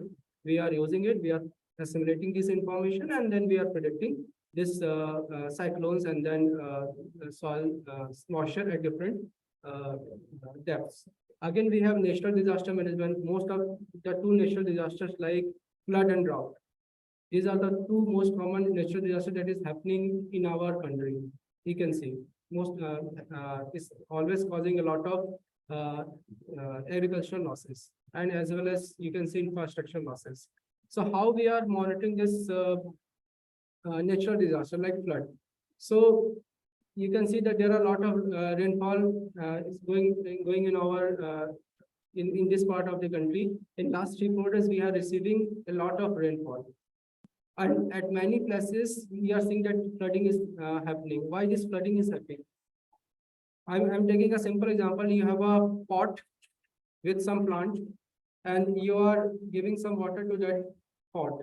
So what happens if you put water in that pot, it will get absorbed.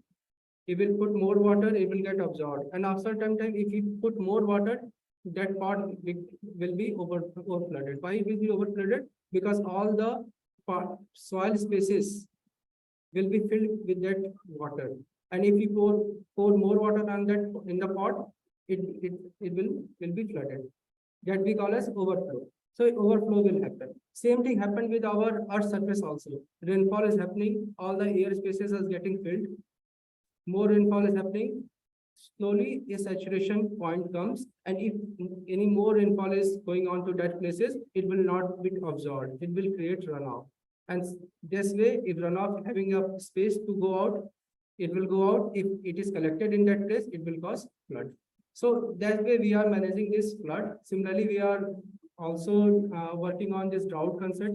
We are taking a long-term soil moisture data sets, and we are seeing that how this long-term soil moisture data set is decreasing or it is increasing. If it is decreasing day by day, and in a prolonged interval of time, it will cause drought.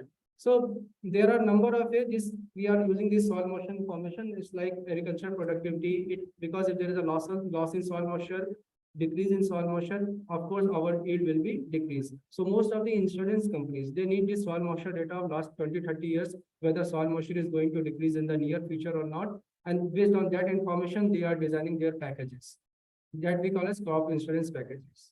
And land trafficability, the last one is, you can see that defense DRDO generally they are working on this soil moisture information at very high resolution. Because what happened if soil is very damp, moisture is very high, and whenever troop is passing through, like they have a very big troops that is passing through the area. If soil is damp, that their tankers, their vehicles will not get enough speed to pass through that route. And during the war, sometime what happened that at the border regions, if they have a dam or something, they release the water. Like if troop is passing from one border to another border, they see that the tankers are coming, they just release the water. Why they release the water from the dam? So that the flooding will happen. If flooding will happen, then the tankers will not get a way to go to from one place to another place. So land trafficability, they need this soil moisture information. So they need an alternate area where they have a drier soil so that they can move their tankers and troops. So you can see a lot of information is there, and that's the reason.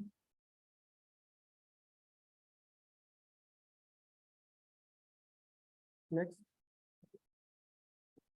So that's the reason that we are relying on the satellite soil moisture applications. If you see here, I'm showing some of the instrument, not all, that we are having initially. If you go 10 to 15 years back, we are using this tensiometer to measure this soil moisture. So what we do, we have this probe-like unit we put in the soil, and then we get the moisture reading. Similarly, we have another instrument called this electrical resistance blocks. It simply work in the principle of electricity. If we put two probe inside the soil, it measures how fast electrons are moving from one probe to another probe. If moisture is high, flow of electron is high. If moisture is less, then it will get less conductivity. And this way we are measuring this electrical resistance block for soil moisture. Similarly, we have the neutron probe, more advanced technique. In this neutron probe, it emit a lot of fast neutrons. It hit to the H plus present in the H2O and then get slower down. And then it counted the slower down neutrons. And that will tell how much water molecule is there in the soil system. Similarly, we have the most advanced one is cosmic. And this is, they developed in last 4 or 5 years, this Cosmos, or 10 years something. But if you see the network of this Cosmos is now quite rich, and it is the most advanced instrument for measuring this soil moisture. But what is the drawback of this soil moisture over here? Like if you have a probe, like just take your body, for example, if you take a thermometer, put your thermometer on your hand, it will give you some temperature. And then you put your thermometer at your feet, it will give you some different temperature, maybe change in 0.1 degree centigrade or something. Why? Because surface changed. And if surface changed, then your moisture value will be also changed. And that's why, what is the drawback of this in situ measurement? They are quite accurate at the place where you are taking that measurements. But whenever you move from one point to another point, your moisture value will change. So what happened with us that whenever we are going to feed, we need to take a lot of measurement, because what happened? We are taking here and then we are going there, taking there. So it takes a lot of time if you are taking the soil moisture values. And it is just a small agriculture plot. But if you are going for the district level, state level, country level, then we don't have any that much of manpower and that much of sensors to monitor this soil moisture at every place. And that's why we write this statement that in situ measurements are of soil moisture currently limited to discrete measurement. Discrete means it is good where you are going to measure it.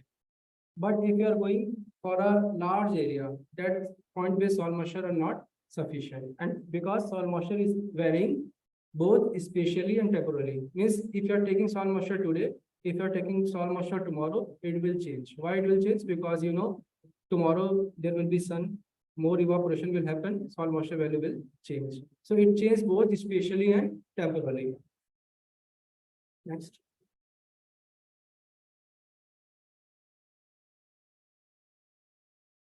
So if you see what are the techniques that we are using for this soil moisture measurement, you know, there are optical satellites. Optical satellite is just like it is measuring colors, like visible, and then it is also has infrared portion, infrared wavelength. Then we have this microwave one. In optical one, maybe if you go with some of your previous textbooks, like in school time, you know, there are Landsat satellite, Indian remote sensing satellite. There is a they launched Chandrayaan also. Before that, there is a HICE mission for moon measurement. So there are number of satellites they launched. HICE is actually an optical satellite that is for mapping moon surface. Similarly, we have a Chandrayaan also. They also have this optical sensor installed in that Chandrayaan. So how this optical satellite work? Because it works on the sun energy, and in the night we don't have any sun on our surface. So how we can get the data? And that's why this optical satellite generally got some limitation. If it is a daytime, this optical satellite we can use, but during the night, these satellites, because they are based on sun energy and that is not available during the night, so we cannot use it optical satellite. And that's why most of the soil moisture measurement, we are giving every hour or every day this soil moisture information in the daytime, in the night time. And this microwave work both in the daytime as well as nighttime. It has all weather capability. Like we are seeing each other, right? We are seeing each other. So if we are seeing each other, if there is a cloud in between, I cannot see you. And that is the drawback of optical satellite. If there is a cloud, if there is a monsoon season, and during the monsoon season, we have a cloud above us. So this optical satellite cannot see. And that's why if during the night we don't have energy, so we cannot get any information. And that's why we are now having this microwave data set for this soil moisture measurements.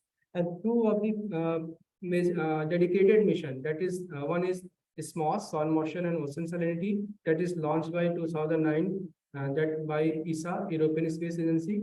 And then after some, and that SMOS, the scientist that is working on this SMOS satellite, he spent around 25 years to design this instrument, that European Space Agency. And after 25 years of trials and other things, they launched this first mission. So technology is not because readily available. And after 10 years, this map they launched by the NASA, because there is some problem happened with the SMOS, because when SMOS is launched, it gets lot of problem from the ground. Generally in electronics term, we call as radio frequency interference. And because of that, we are not getting data from many of the regions across the globe. So by taking the lessons from the SMOS, NASA launched this map, soil moisture active passive.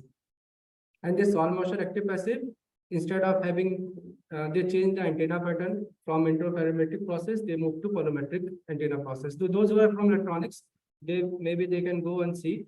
And after lot of calibration, validation, testing and everything, this SMAP got launched. So there are two dedicated missions, and now third mission is going to launch, that is called NISAR, because what is the drop, it is giving the soil moisture over the earth.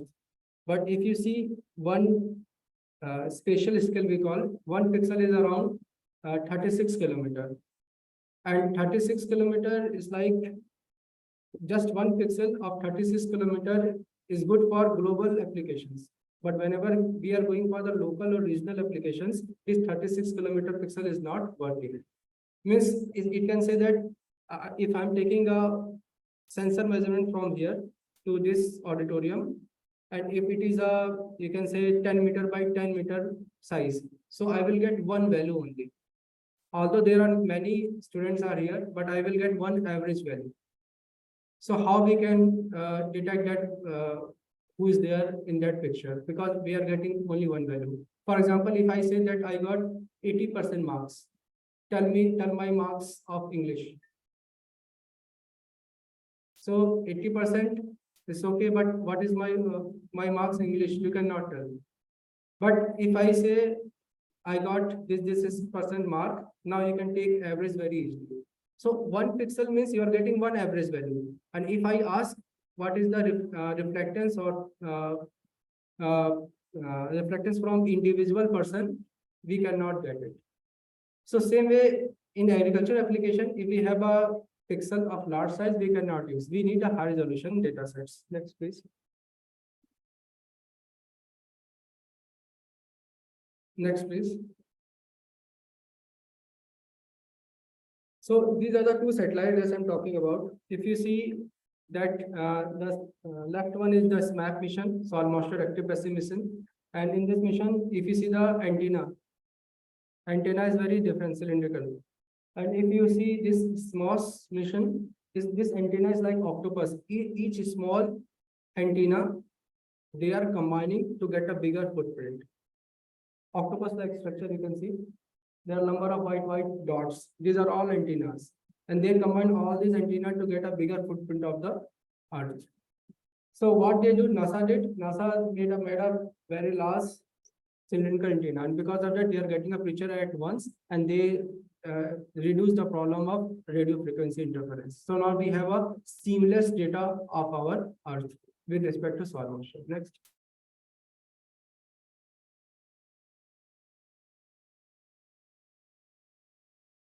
So one of the application, because time is limited, there are a number of applications possible, but one of the application that we are developing some model, we call it soil moisture deficit. And what is this soil moisture deficit? Suppose you want to irrigate your field. So first you need to know how much soil moisture is there in your field. So what we do, we are either taking the satellite measurements, satellite will tell what is the soil moisture percent in your field, or we are taking that in situ sensors like tensiometer or Cosmos, anything. You can just put it over there and you will get some soil moisture information.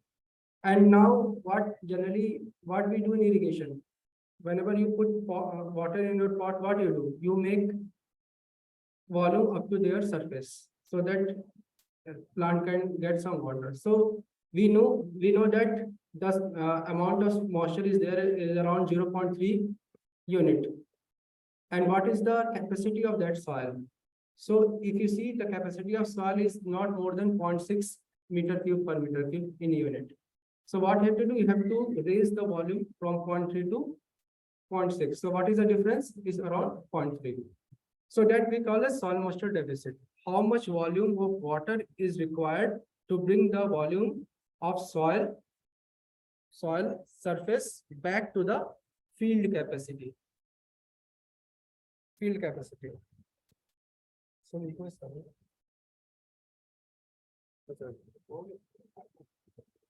okay, so that we call as field capacity. Like we know what is our capacity of eating. Like some person can eat 8 chapatis, some person can eat only 3 chapatis. So what is your full capacity? And how much is your stomach? That decide your hunger. For example, you ate only 1 chapati in the morning, and you know I have a capacity of 6. So 5 is your need.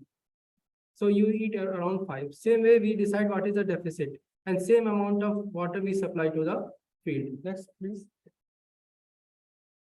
So here, how we are developing this soil moisture deficit scheme. So don't go with the text so much.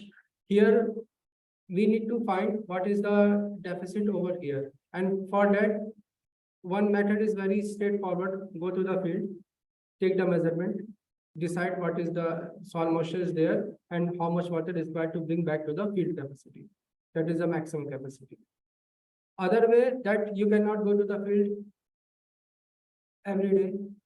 If you have a large field, if you want to forecast for whole state, whole district, then you need to go with some model. And in that model, what we are doing, we are feeding this soil moisture information. So over here, what we are doing, we are taking measurement of SMOS satellite.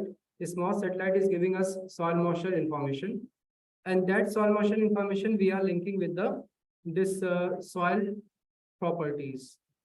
Like if you see a clay soil, if you see a silt soil, if you see a sand soil. You know sand. If you put water in the sand, what happened? It will go very quickly, right? If you put water in a clay soil, it will not move that quickly. And that's why if you see the clay pot, ghada, it is made up of clay. Why? Because if you put water, it will not get out so quickly because of high cohesivity. But why they are not making pots made up of sand? Because whenever you put water, pore space is very high, all the water will go out.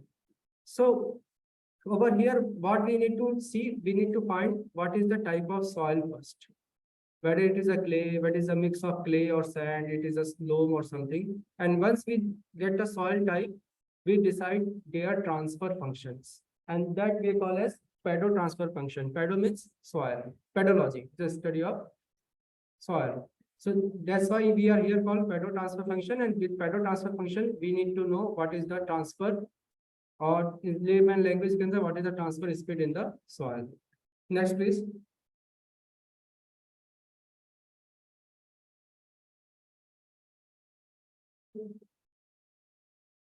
Okay. Okay. Very good.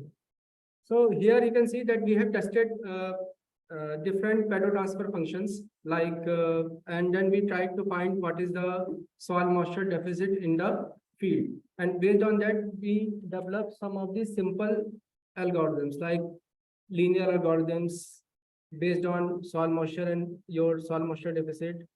Then we develop non-linear algorithm. We develop algorithm for different seasons, like what is the value during the growing seasons, what is the value during the non-growing seasons. And then we forecasted this soil moisture deficit.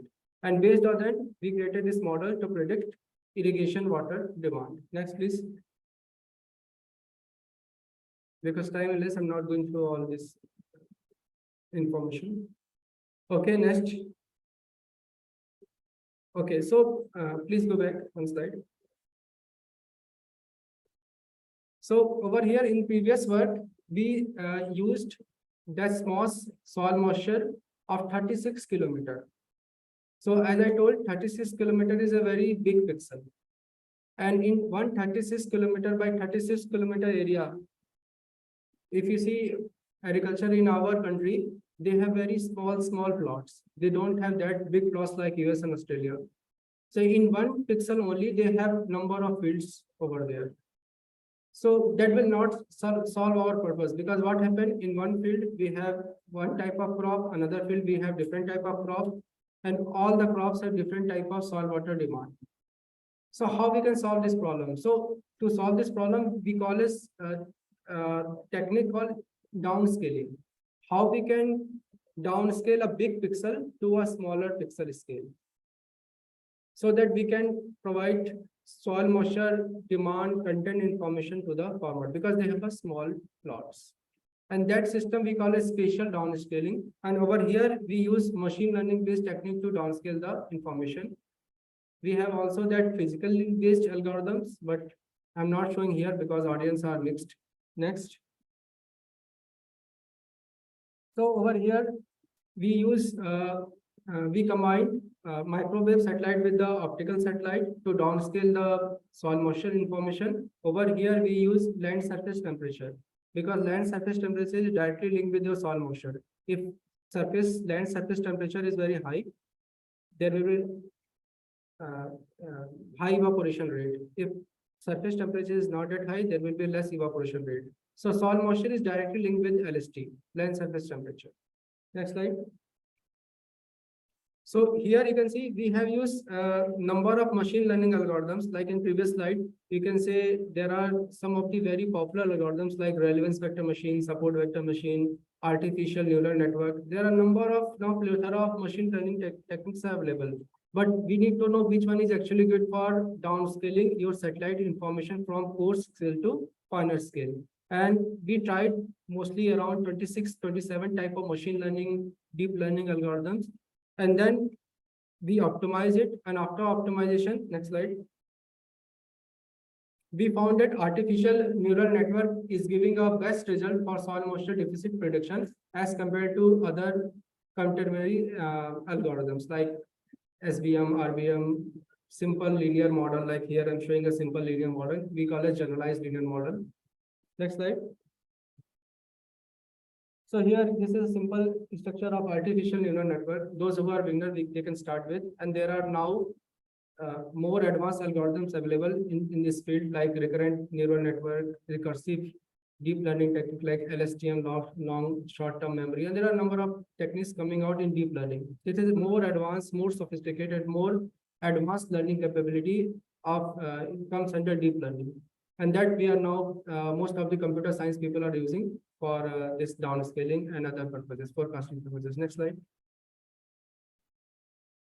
So after optimization, we found that this ANN, if you see their performance is giving Nash efficiency. We call efficiency of ANN is much better than other algorithms. And if you see that during the growing season, our algorithm is performing much better as compared to the non-growing season. So it's taking into account of the canopy plant crop canopy temperature also. And that's why there are some good relation obtained between the soil moisture and the LST. And that's why when downscaled it, we are getting a good accuracy during the growing season. Next, please. So drought, I will go quickly. Just next slide. Drought, you know what is drought and how we are using. We are using a model called advanced model called variable infiltration capacity model. It is based on your rainfall data, meteorological data that is available from IMD and other areas. Then we have lot of other information like land use, land cover, what is the topography of your earth, and then we feed all in this model to predict soil moisture. Next. And after this is the model overall structure. I'm not going into detail. Those who are interested, just type VIC, variable infiltration capacity model, and you will get all these pictures to understand it. Next. And once we run that model on some of our test areas, like we have a project funded from ISRO and other organizations, we have developed several soil moisture networks in India. And we are running models on those networks to see how good is our model prediction with the ground one. And once our model is validated, means if it is giving accurate prediction as compared to your ground measurement, then we go for this drought forecasting. And in this, you can see that we have a SMDI soil moisture deficit index. It is based on the BIC model output. And then we have another source called CCI, the Climate Change Initiative. It is a ESA, European Space Agency long-term soil moisture product. We have around 30-40 years of soil moisture data. Then we try to see how good is our model as well as satellite-based product for soil moisture deficit calculation. And if you see, if soil moisture deficit is coming around -4 to -3, then there is an extreme drought over there. And when we develop this model over the Bundelkhand, one of the most drought-prone area, other drought regions in India, we calculated all this band, and then we started predicting where the next drought will happen based on our long-term data sets. Next. So these are some of the extreme drought and severe drought that we calculated from Bundelkhand region. Next. These are the overall map. You can say this is quite coarse resolution. You can see pixel. One pixel is covering lot of area in that. And that's why we need the fine resolution data sets, because one pixel size is this. And if suppose your area is very small, that will come inside that pixel. So how we can downscale? So with the machine learning, if we do downscale up to sub-kilometer, less than 1 kilometer scale, like 100 meter, 200 meter, then we can have much better prediction inside these square boxes. And that's why we are more working on this downscaling scheme, so that we can provide more information at a local scale. Next, please. These are the map that we are providing to our state government for sowing and harvesting period. That what will be the status during your sowing time, what will be the soil moisture status during the sowing time, what will be your soil moisture status during the harvesting time, how much irrigation you are required before sowing your next crop. So all these information they are needed. Next. So these are some of the summary that we found that this artificial neural network is giving the best result if we are involving pedo transfer function in soil properties more exhaustively. Then you will have a better prediction of your soil moisture deficit. Then if you develop algorithm separately from growing and non-growing season, and if you combine, then you will have a better prediction of your scenario in general. Otherwise, if your demand is during the growing season, go for the growing, otherwise go for the non-growing season. Next. Similarly, over here, we tried that AI-based, artificial intelligence-based algorithm, RBM, machine learning-based, and we found that already told we found it is giving the best. Next. And with the WIC, we found that WIC is giving quite close forecast as compared to our ground-based measurement, and thus WIC can be used if it is optimized according to our Indian condition. Thank you. Next.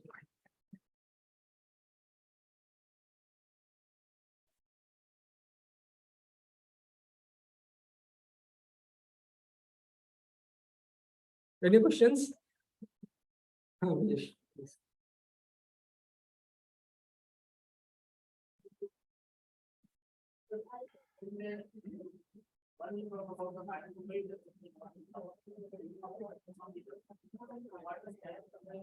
Microwave and what the type of thing available from the Optical that is only communication is around 2 centimeter only. That is one of the drawbacks in the optical. And microwave, we have to take to what they are doing or who they are making their information the topic of the upper layer, and then linearly correlating maybe with the deeper. going with non-linear model and giving with the pattern giving much better picture of the. And we could also some information of the what to the developer directly from microwave.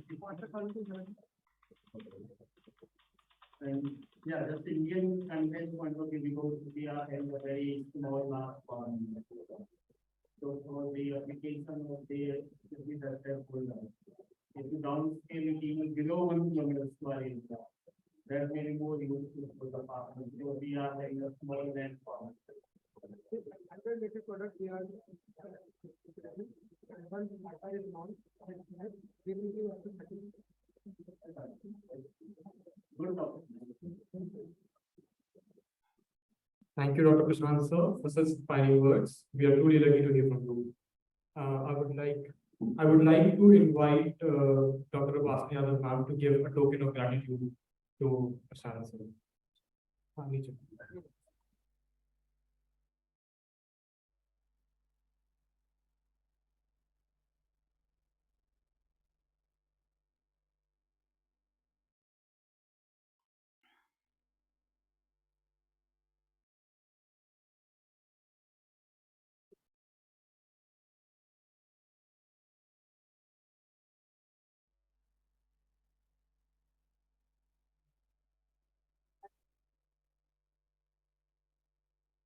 With this, I would like to invite a second speaker for this session, Shrikant Bhojagani. Dr. B. Shrikant earned his PhD from IIT Bombay, MTech from Central University, Pondicherry, and MSc from Central University of Hyderabad. He is currently a senior scientist at CSIR, Indian Institute of Technological Research in Lucknow, with prior roles at Vimta Labs Limited and Bhagwati Anna Labs. He is an assistant professor at ACSIR Ghaziabad.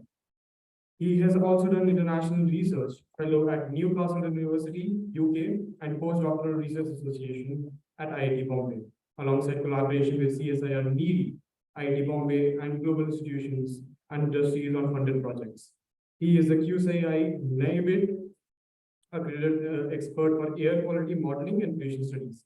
With this, I would like to ask every one of you to give a warm welcome and a round of applause for Dr. Shrikant Bhojagani.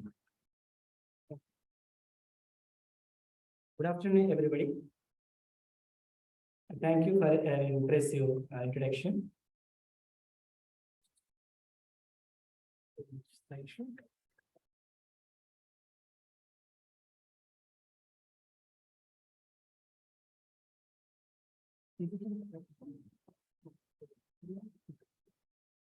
First of all, I would like to thank Amity University and also congratulate the international conference entire team for organizing this wonderful scientific conference. My topic is implementing sustainable interventions for air pollution abatement.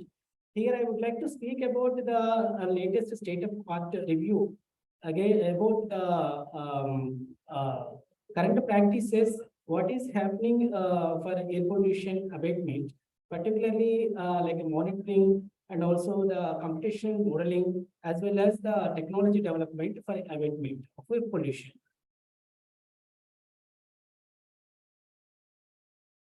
Next slide.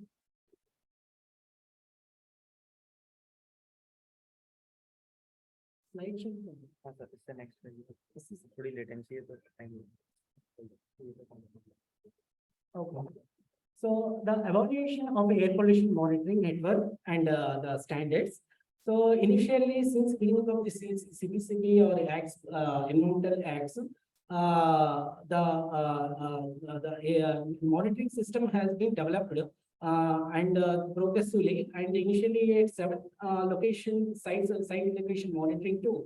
Now currently 883 NAP stations covering 379 cities, but 170 out of that 379, 172 cities have only one station, which is like required to be concerned, and the CAQMS stations also since like 2006 and as a pilot study initiation with the DP, later expanded to many other cities after that. So that is also like if the 438 CAQMS in 231 cities, but 178 cities with only one station. These are the things to be taken concern. However, the standards being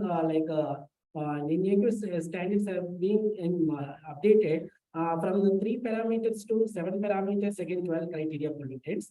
So this is the 2 links I have provided where we can access the data of CPCB. normally, where like students can better can use these websites for data analysis.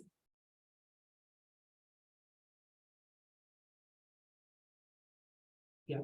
So in India, we required a dense monitoring network for air pollution trends. In 2019, MYF launched the NCAP, National Clean Air Program. Under that, which is also targeted to develop the network system of monitoring for air pollution. So dense monitoring network represents spatio-temporal patterns and accurate pollution levels and understanding of contributing sources. These installation of high-density network of hybrid air monitoring by complementing the existing regulatory monitoring networks with the low-cost sensor grade monitors being done under the scope of this NCAP. Minimum number of monitoring monitors also is being analyzed with respect to the airshed size, population size, and city landscape and source distribution. And CAQMS and NAB stations also being expanded, and satellite-based monitoring and data also encouraged under the scope of NCAP. The Air Information Cell and National Knowledge Network is established also to collect and coordinate the data flows to support short-term and long-term AQI alerts and also air quality management. So emergency public response systems and this public online portal, that is it's a air pollution database also being developed. Here these maps are showing about the city-wise, 131 non-engagement city-wise, what is the requirement of monitoring stations, and also what is the number of days required to monitor in each city.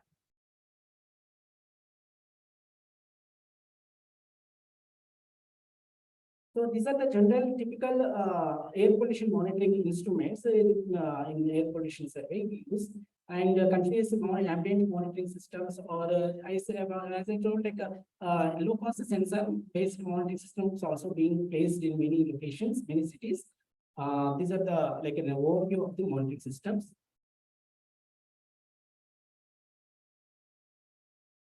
So we have the encyclopedia of data being developed in India as well. So we have an indigenous online portal where we can have the data analysis. This is an Air India of CDAC development. It is a decision support system for the Indian urban air quality management, which received or restore the air quality monitoring data and activity data and emission factors of various sources. And also GIS-based dispersion modeling output data with the meteorological data and the receptor modeling output data in the form of source contribution estimates. So establishing an automatic framework for strategies to reduce the pollution also it is helping. So this is one portal where it is flexible to use the air quality data analysis and computational modeling. So this is also under NCAP. It has been progressively developing and giving access to many researchers.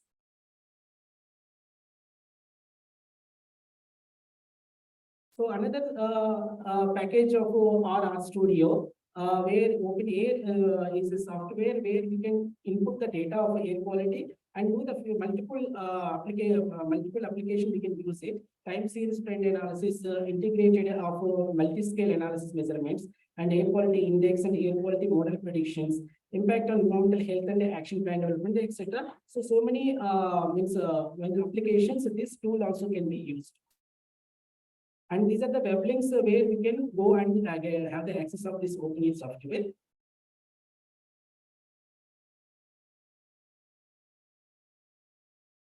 Slide changing takes some time. Okay. Another side, that satellite remote sensing data for air quality also being like in the emerging study-based study requirement tool. And the satellite remote sensing data is a valuable and supporting tool for the better understanding of air quality. The main application is estimating the pollutant emissions and monitoring the long-term trend of air pollutants concentration. So this OMI sensor, this is a case study in an application. It is overlapping the industrial clusters with the OMI envoy over India in 2005 and 2010. Our study of IIT Bombay. This is a case study of the application. We can use where we can use the satellite information. Another case study, we can see that is the spatial trains over the Maharashtra region from 2005 to 2006 and 2009 to 2010. So over the spatially and AOD as well as NO2 over the columnar, or spatially how it is varying over the region. This is another like a study of IIT Bombay. So where it has seen that the overview of over the 5 years trend, how it is changing over the region. So this is another application. And in another study, the correlation between the ground data of a particular city based on ground measurements and also the correlated AOD data of Moody's Aqua based AOD data and PM2.5. Correlations matching quite in most of the locations, more than 0.6, 0.7 like that. This is like a larger scale, like a larger spatial resolution. The matching is seen. This is another application we can see. So this coherent relation will establish the air quality management supporting plans.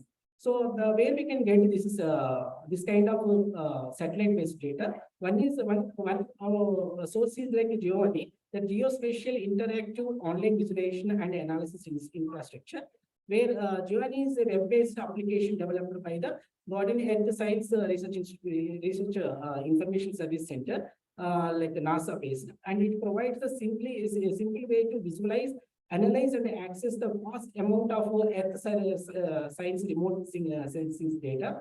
It is used for examine data on atmospheric chemistry and atmospheric temperature, water vapor and clouds, atmospheric aerosols, precipitation, ocean chlorophyll, and surface temperature. So it allows to visualization of a selected geophysical parameters, and it is possible to easily find and display the selected data on various type of plots. It is also possible to download the plots, science source files in NetCDA formats and other formats, and it is necessary to use the Earth data login username and password to access the full Gemini functionality and the data holding. And this is the web link where you can go and access the data. And in Indian based also, indigenous like Bhuvan is an Indian web-based geophysical technology and georeference map retrieval system. Here also that ISRO satellite processed data of Bhuvan provides the maps of topography and climatological information in the format of 2D, 3D with a spatial resolution up to 1 meter. Also available Cartosat satellite terrain data. At present, high resolution data sets are available for 177 cities in India. Users need to register only when wish to download various type of satellite data. Up to 25-meter resolution LSST data and products like NDVI, OHD, OHC data sets and Cartosat, digital elevation model data, etc. are also available. It has data archives of satellite and thematic and ground measuring network data. Besides, it also allows to create our maps by logging into the website. And this is the web link to process the and use the Google website database.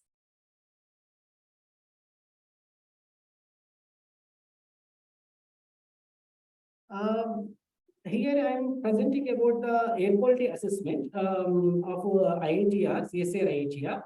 CSIR has been pursuing the air quality measurement during the pre-monsoon, post-monsoon, during Diwali and Holi festival periods.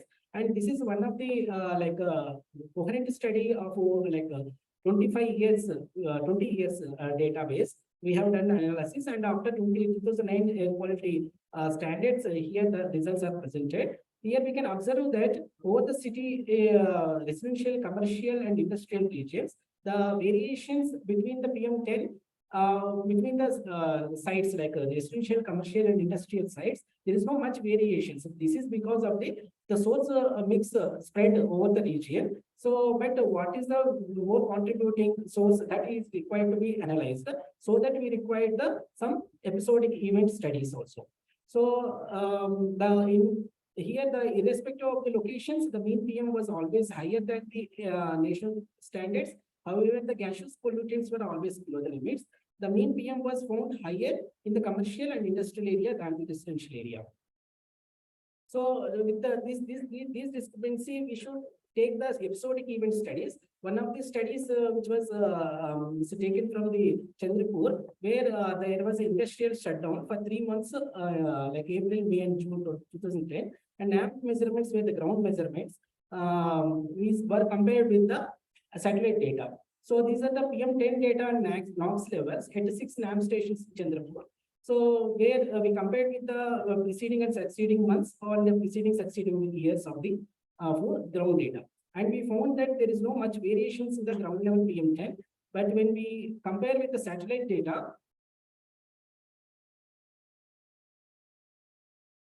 of PM10 as well as NOx, there is a significant difference we can find over the columnar PMOD and PM10. So which reveals that there is the ground level sources are more influencing the air quality and during the episodic. Means we cannot point out a single source like point sources like industrial sources, but however the local sources also contributing significantly.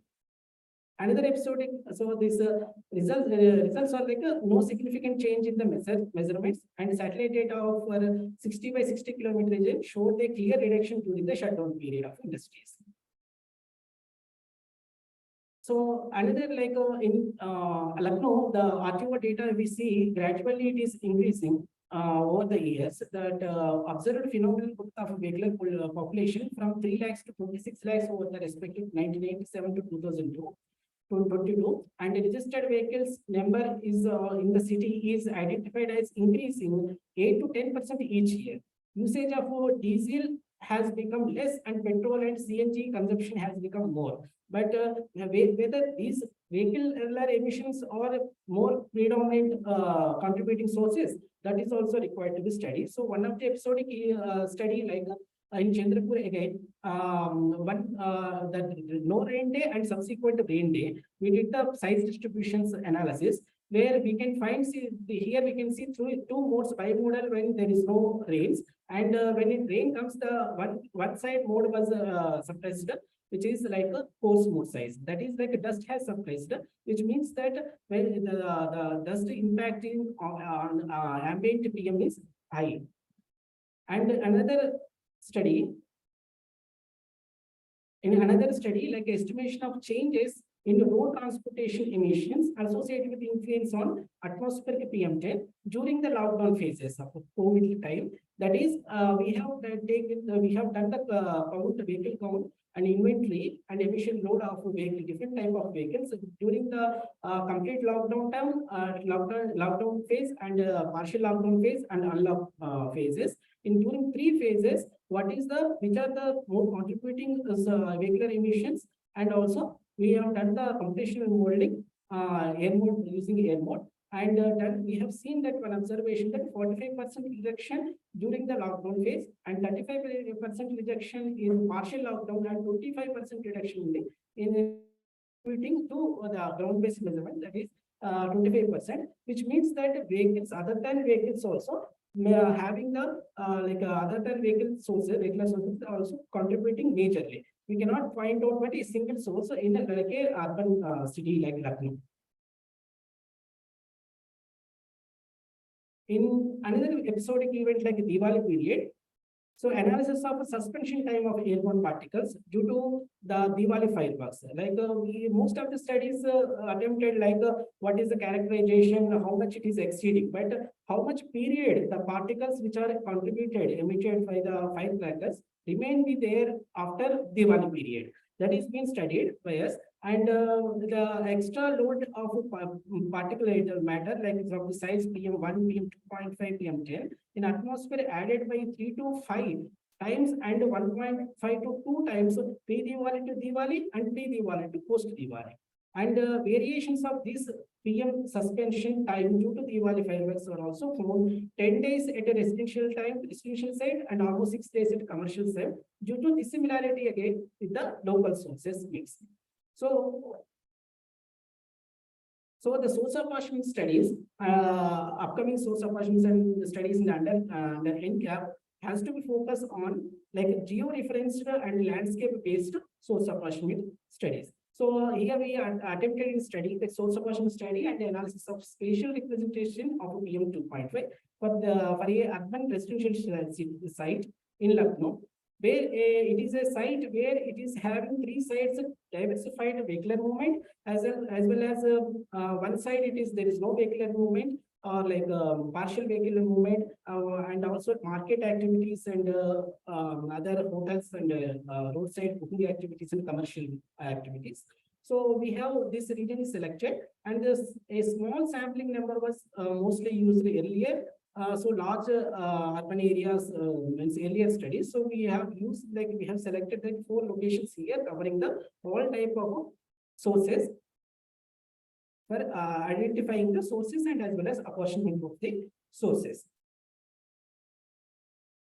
So most of you know that source apportionment methodology is a CPCB protocol, like samples collections and characterization of chemical and chemical species like ions and ECOC and elements and VHS, and perform the receptor modeling like a positive magnetic factorization or any FEMR method. So this method we applied. And this is the spatial representativeness of the PM 2.5. The mean PM 2.5 reached the national air quality standards for all 4 locations in the site, and the daytime PM 2.5 levels are greater than in the nighttime by virtue of the local activity functions is more dominant during the daytime. And the propagation, we identified PM 2.5 observed to unobserved sites was identified 200 meters to 500 meters during the daytime and nighttime respectively. The spatial and temporal diversity in PM 2.5 was attributed to diurnal and natural specific activities and source mix that lay around as well as within the residential site. So the contributions also we identified it compiled and as well as individual location. The site specific and overall area based PMF model runs by the input of chemical speciation analysis of diurnal PM 2.5 samples identified 7 factors, and overall the identified mean apportionment also we identified, that is vehicular emission 21% and reassessment as 15%, cooking fuels 12%, waste burning 12%, diesel generated emissions 10%, and secondary aerosols 10%, construction demolition 70%. Besides, apart from this 13% mean contribution also identified from the some unaccounted sources that is existing in the vicinity of the residential studies area. So the study results qualify the significance to undertake the source apportionment research in the connection with the urban landscape patterns. So apart from along with the towards the abatement, the device technology is also important. That is, urban air pollution can be controlled with 2 approaches mainly. That is enforcement of stringent air pollution regulation, and second thing is that commencement of device developments as technology solutions for reducing air pollution concentration. So technological developments for the reduction of air pollution concentration in the atmosphere are yet in the initial stage in India and are required to be proven their efficiency in the field. So, one of the recent upcoming IIT are taken up to design and fabricate and also field evaluation to perform for 4,000 m³/hour air purification device technology development is in progress, and which is also targeted for the particulate matter PM 2.5 size and SO2, NOx and CO.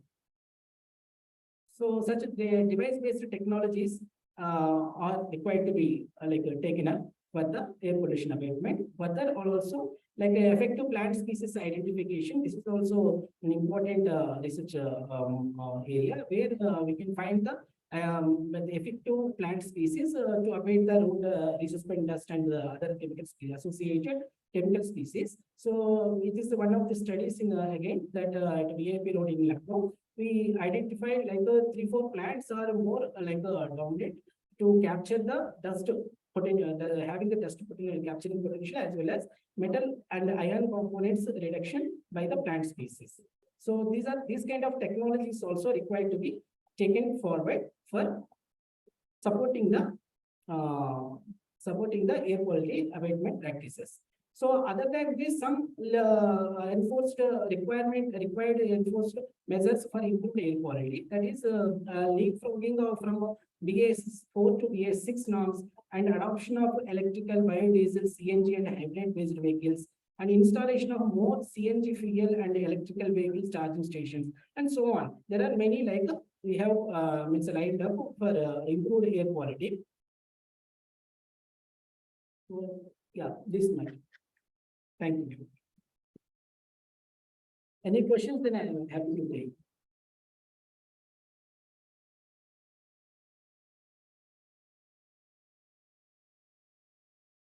Okay, thank you.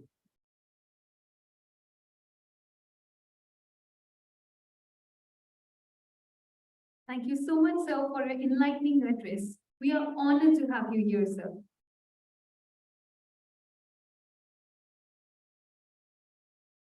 I would now like to request our honorable convener to please present sir with a token of gratitude.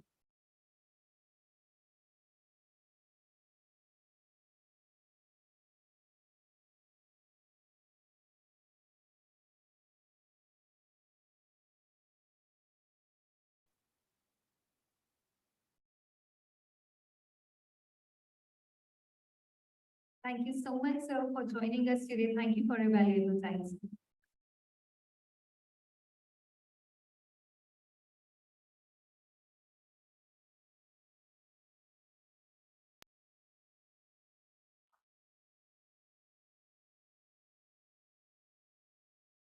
Moving on to our next session, next speaker for the session, we have Dr. Sanjeev Kumar Srivastava, sir. Sir is an associate professor and is currently teaching and coordinating special science courses, which include geographical information systems and remote sensing and surveying courses that are a part of geospatial analysis mining. He has developed several innovative ways to engage students in learning spatial sciences and geospatial analysis. These innovative approaches include engaging students in field-based and lab-based activities using diverse assessment feedback regimes utilizing Web 2.0 tools, using threshold concepts frameworks, using activity-based learning in the real-world environment, and using 3D models as well as animations in desktop and immersive environments. Sir also has several years of experience in the application of GIS and remote sensing techniques to natural resource and urban resource management. Dr. Srivastava, sir, obtained his PhD degree in geographical sciences from the Australian National University, where he tested several spatial models for predicting fish species distribution in the inland aquatic system. Sir will be joining us online from Australia. Thank you so much, Srivastava, sir, for joining us today. We are honored to have you here. Thanks for the introduction, and also thanks organizer for inviting me for this presentation. I'm trying to share my screen. Today I'm going to talk about, so you all can see my screen? Yes, sir. Yes, excellent. So today I'm going to talk about how to manage natural disaster, and I'm going to use examples of wildfires in Australia, because usually people consider all the natural disaster as unforeseen event, but in reality, natural disasters are something which has been happening for many thousands of years, and they have actually shaped our ecosystem. And this is what we are seeing in Australia also, where the entire ecosystem is shaped by wildfires that has been occurring over last 50 to 70,000 years. So I'm having a bit of trouble with Zoom. Okay, hopefully everything will be all right now. So as I mentioned earlier, I'm going to talk about Australian wildfire and how it is an integral part of ecosystem. Whenever I'm trying to share my full screen. Okay, So, in terms of Australia, it is Your the screen is not flattest visible. and driest continent in the world. Sir, And your screen is not visible. yeah, So your screen is not visible. okay. Because when I'm trying to share the screen, everything is going So here. you can present without any full screen. Okay. Okay. Okay. Let me try that.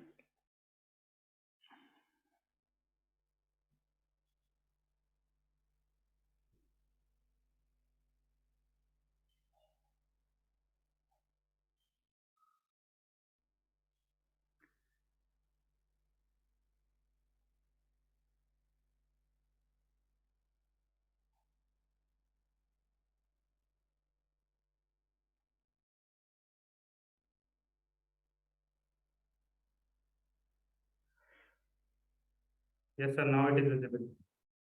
Okay. I think when I'm trying to share the screen, all the troubles are starting. So maybe because organizers have got my slides, so if they can, I'm going to stop sharing, and if you can play the slides, I think that should be better because when I'm not sharing the things are much better. Yes, sir, we will share it from our end. Okay, yeah, just do Just a that. second.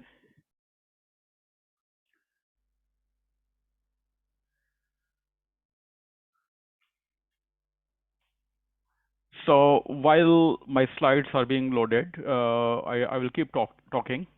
So one of the thing which is unique for Australia ecosystem is we have got vegetation types that are supposed to burn at 2 to 3 years interval. Some of them are supposed to burn at 5 to 6 years interval. And if they don't burn, they won't be able to complete their life cycle. And same thing happens with many animal species also. If there is no fire, then their habitat is lost. They won't get enough food. There are several animals where it is noticed that if there's no burn for say 5-6 years, then their population will start declining. So can I have the next slide?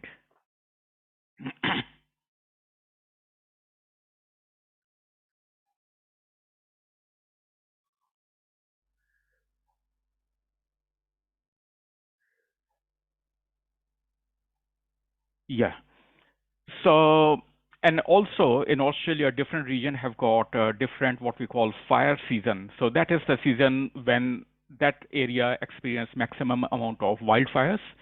And the other advantage of identifying this fire season is when it is non-fire season, at that time, people working on ground, they perform what we call prescribed burning. So they deliberately burn different area, and in that way, they manage the fuel which lead to wildfires. Now, why wildfires are integral part of Australian ecosystem? Because according to one theory, when Aboriginal people, the native people of Australia, when they came to this continent from Indonesia, which was about 50 to 70,000 years back, so they developed a practice of fire stick where they continuously kept burning a small area over a period of time. But there are some other theory also that because of climate change, bushfire came into existence, and this part of the world experienced a lot of lightning strike also. So that also lead to wildfire. So whatsoever was the reason, the key thing is that the ecosystem was shaped by wildfires. So can I have the next slide?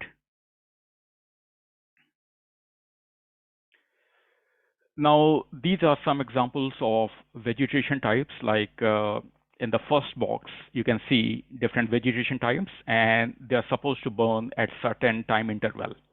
If they won't burn, they will not complete their life cycle.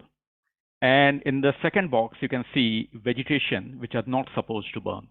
And if for some reason, if they are burned, then they will die. And back in 2019-20, a lot of Australian wildfire were in the news.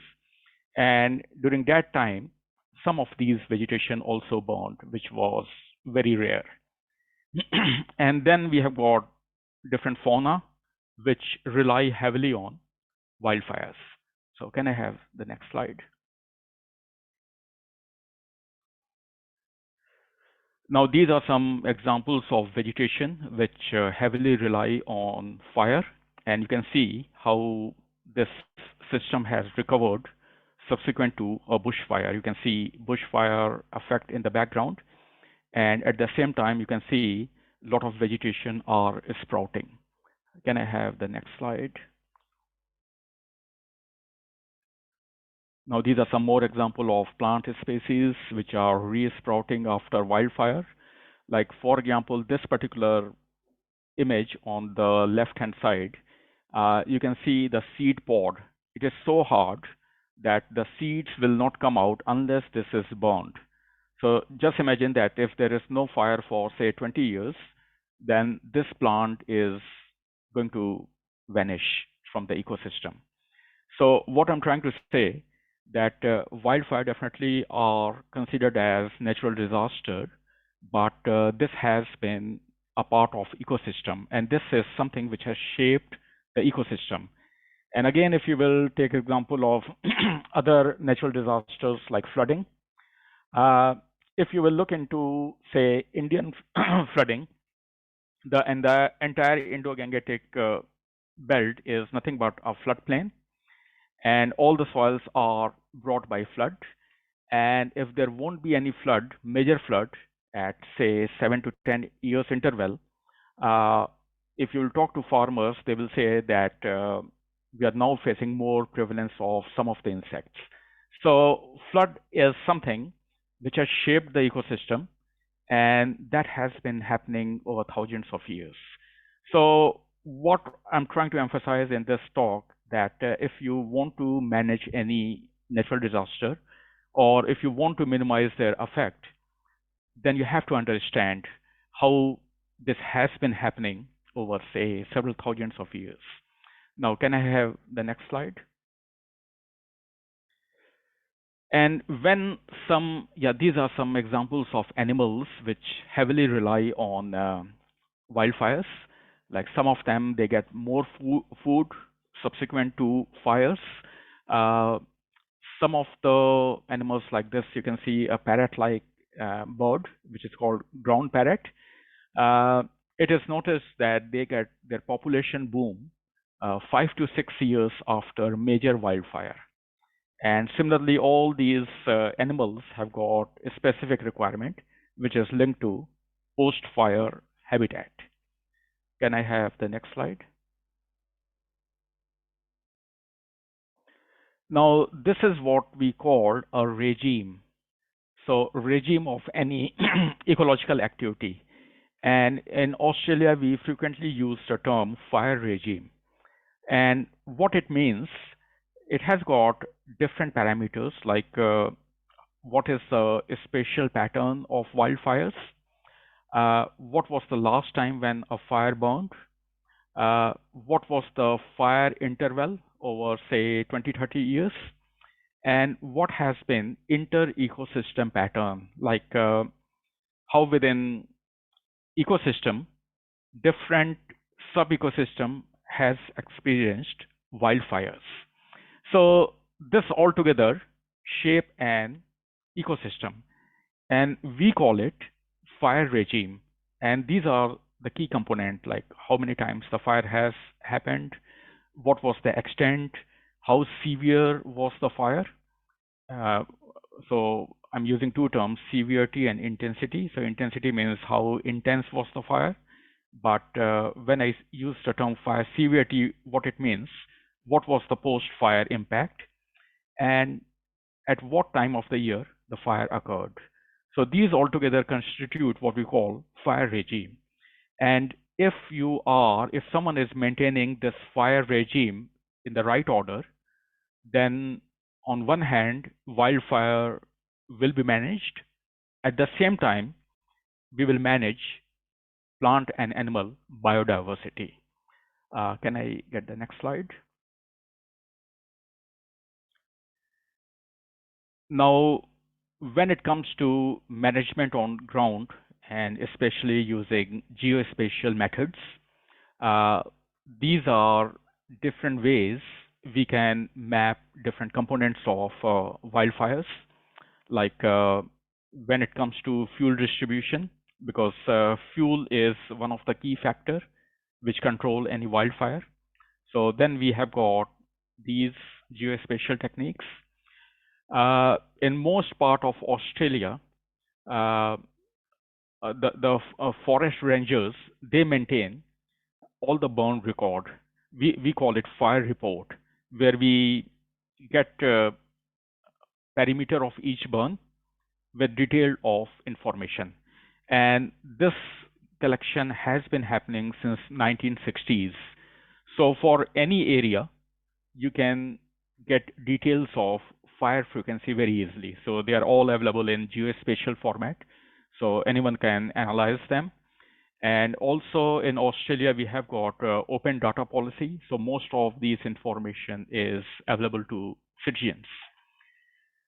So using these data set, we can get fire frequency, and then comes the fuel condition. So moisture is something which is the most difficult one to map. And then we have got geospatial technique for live fire mapping, which is mostly from thermal infrared. Then we have got post-burn mapping. Now this is again very important because this provides us information about time since last burn. And then, as I mentioned earlier, that there are different vegetation types, and that can be classified according to their tendency to get burned after certain years of interval. And in Australia, each vegetation type has got some fuel accumulation rate. So this information is also available, like how much fuel is accumulated by a particular vegetation species.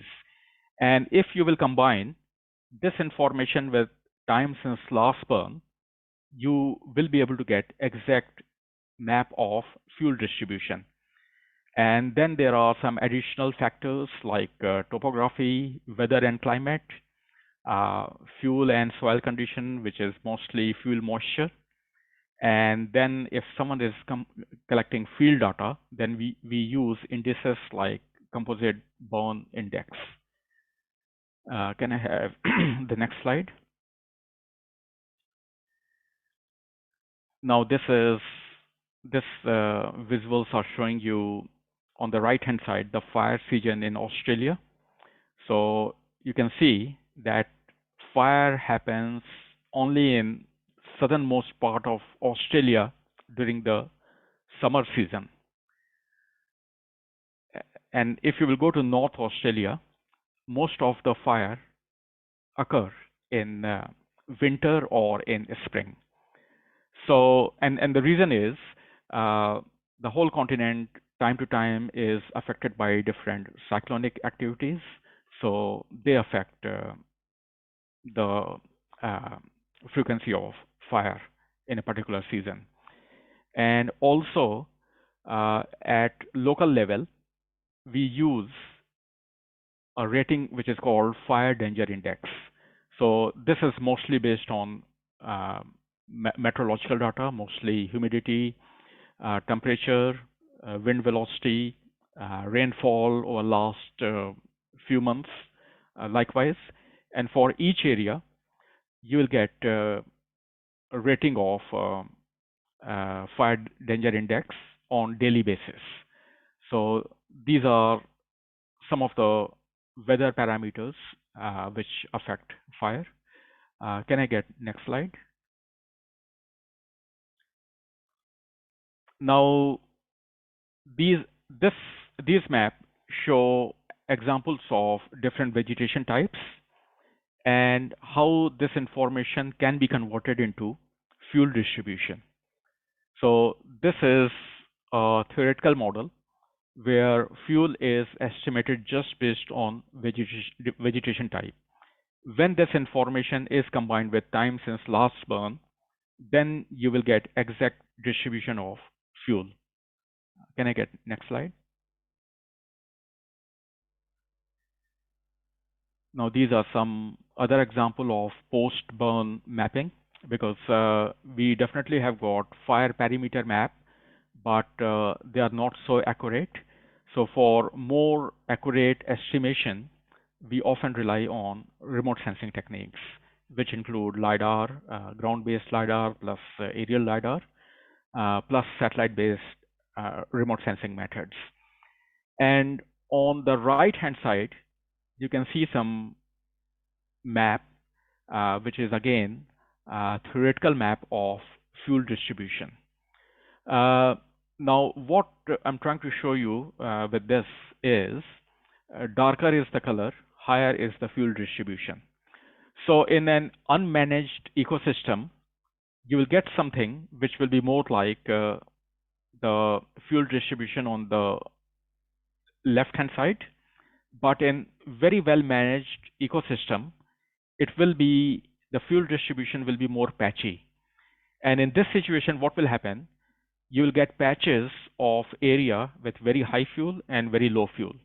So in this situation, when any wildfire will happen, then after certain distance, it is going to run out of fuel. So it will be much easier to mitigate any deleterious effect. Also, this sort of situation will provide all the faunas an opportunity to go to safer places. So from biodiversity perspective, this is the ideal condition, the map on the extreme right-hand side. And all the rangers who work on fire management, they try to achieve this sort of scenario. But challenge is the vastness of Australian resources, because often rangers run out of resources to achieve this sort of situation. So again, if you will look carefully into this map,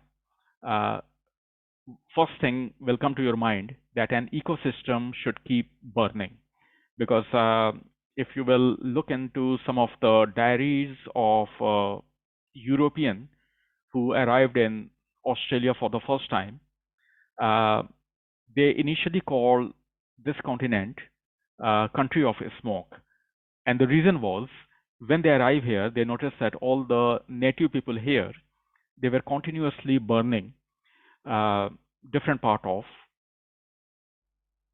the country.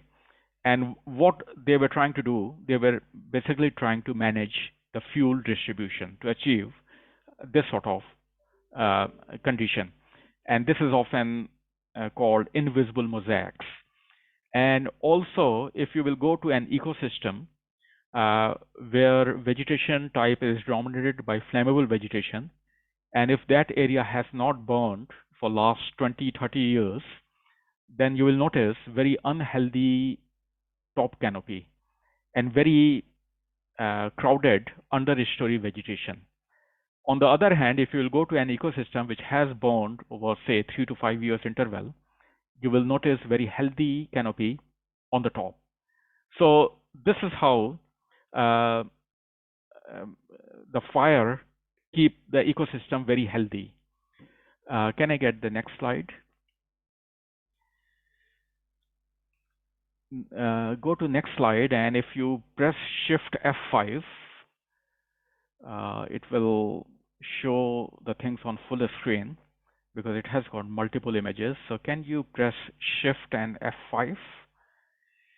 So this is a image acquired by drone, and this example is of a commercial plantation. And here you can see in between these plantations there are some vegetation. So there are some green vegetation and some dry vegetation, and we refer it as understory vegetation. So this is a study where we tried to map understory vegetation. So can I get the next slide? So just click enter once. Yeah.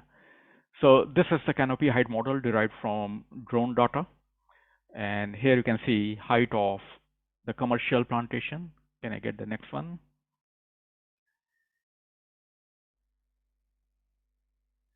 Now, this is a segmentation algorithm applied on this canopy height model. And you can see polygons, which are capturing all the vegetation which has got some height. Yeah, just click enter again. And now you can see the main commercial plantation, which is non-flammable mostly. Yeah, can I get the next one? Because here what we try to do, we try to exclude commercial plantation from the image, and then we try to get exact volume of all other vegetation which is flammable in nature. And this is some of the index which are derived from RGB image. And when your image look more colorful, it means you can extract more information, and you can see some variation in the understory vegetation. So can I have the next one? So this is just one example how you can map fuel distribution. Yeah, just go to the next one. Yeah, keep going.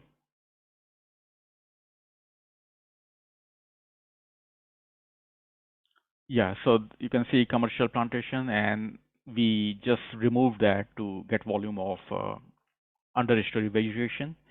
And these are some of the ground-based sampling method which we use to estimate fuel distribution on the ground, and we match it with remote sensing image-derived estimates. Yeah, please go to the next slide. These are some additional examples how we assess the post-burn area. We use indices like geometrically centered composite burn index, and that relate very well with satellite-based image-derived indices like normalized burn ratio. So these are all field-based techniques which relates very well with satellite image-derived indices. Yeah, please go to the next one.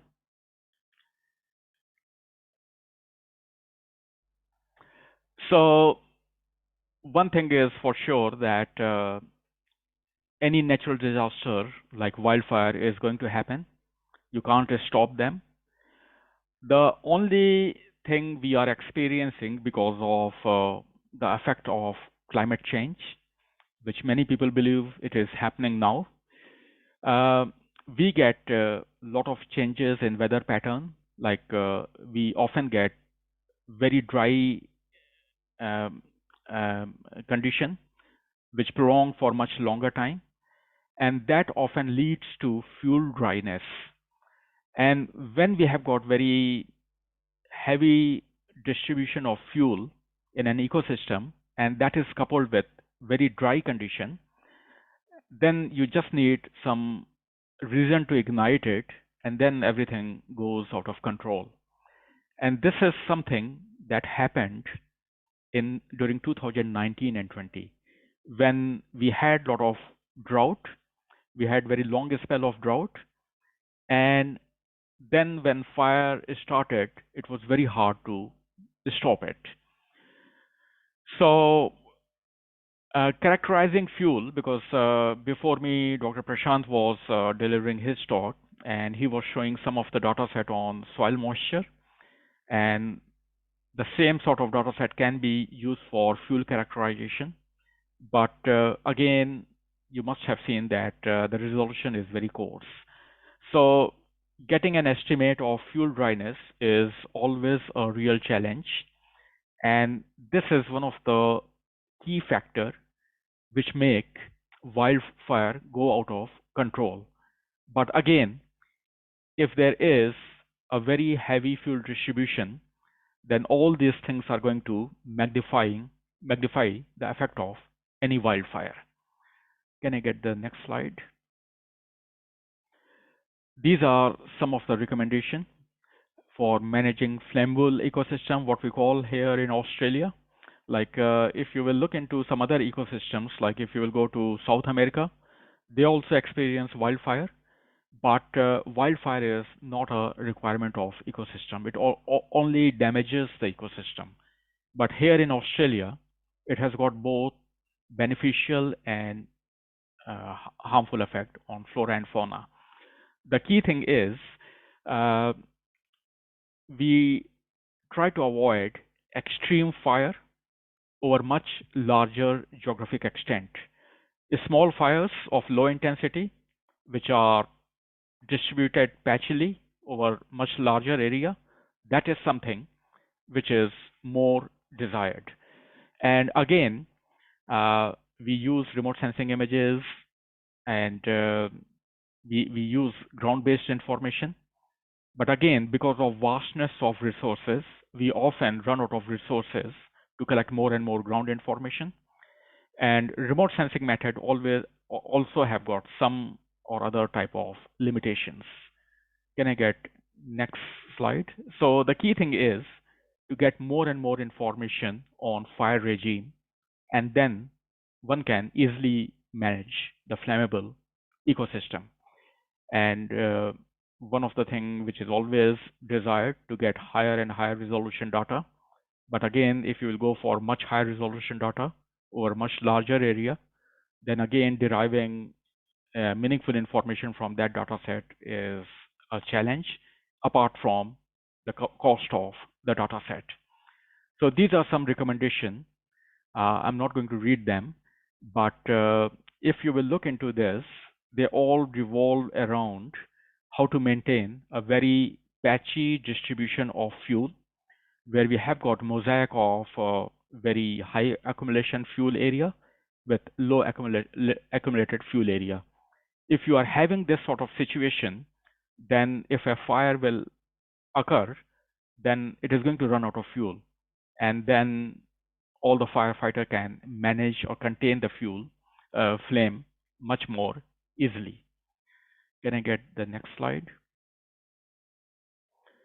So in case of wildfire, a good understanding of fire regime is always going to enable better management of natural resources that will minimize any extreme wildfire event, and at the same time it will also help in maintaining biodiversity of the area. And a similar approach is suggested for all other natural disaster. You have to look back thousands of years how that disaster has shaped a particular ecosystem, and with climate change, all these things are going to get magnified.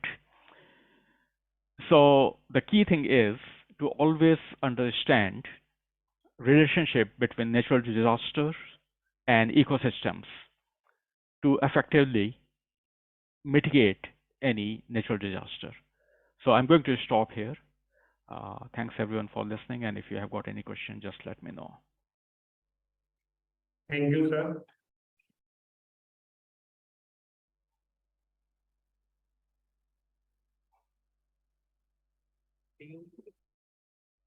Thank you so much, sir, for joining today. It was a pleasure to have you here. Thank you so much, sir, for taking time out of your busy schedule and joining us. Okay, thanks a lot, everyone. Thank you, Bye. sir.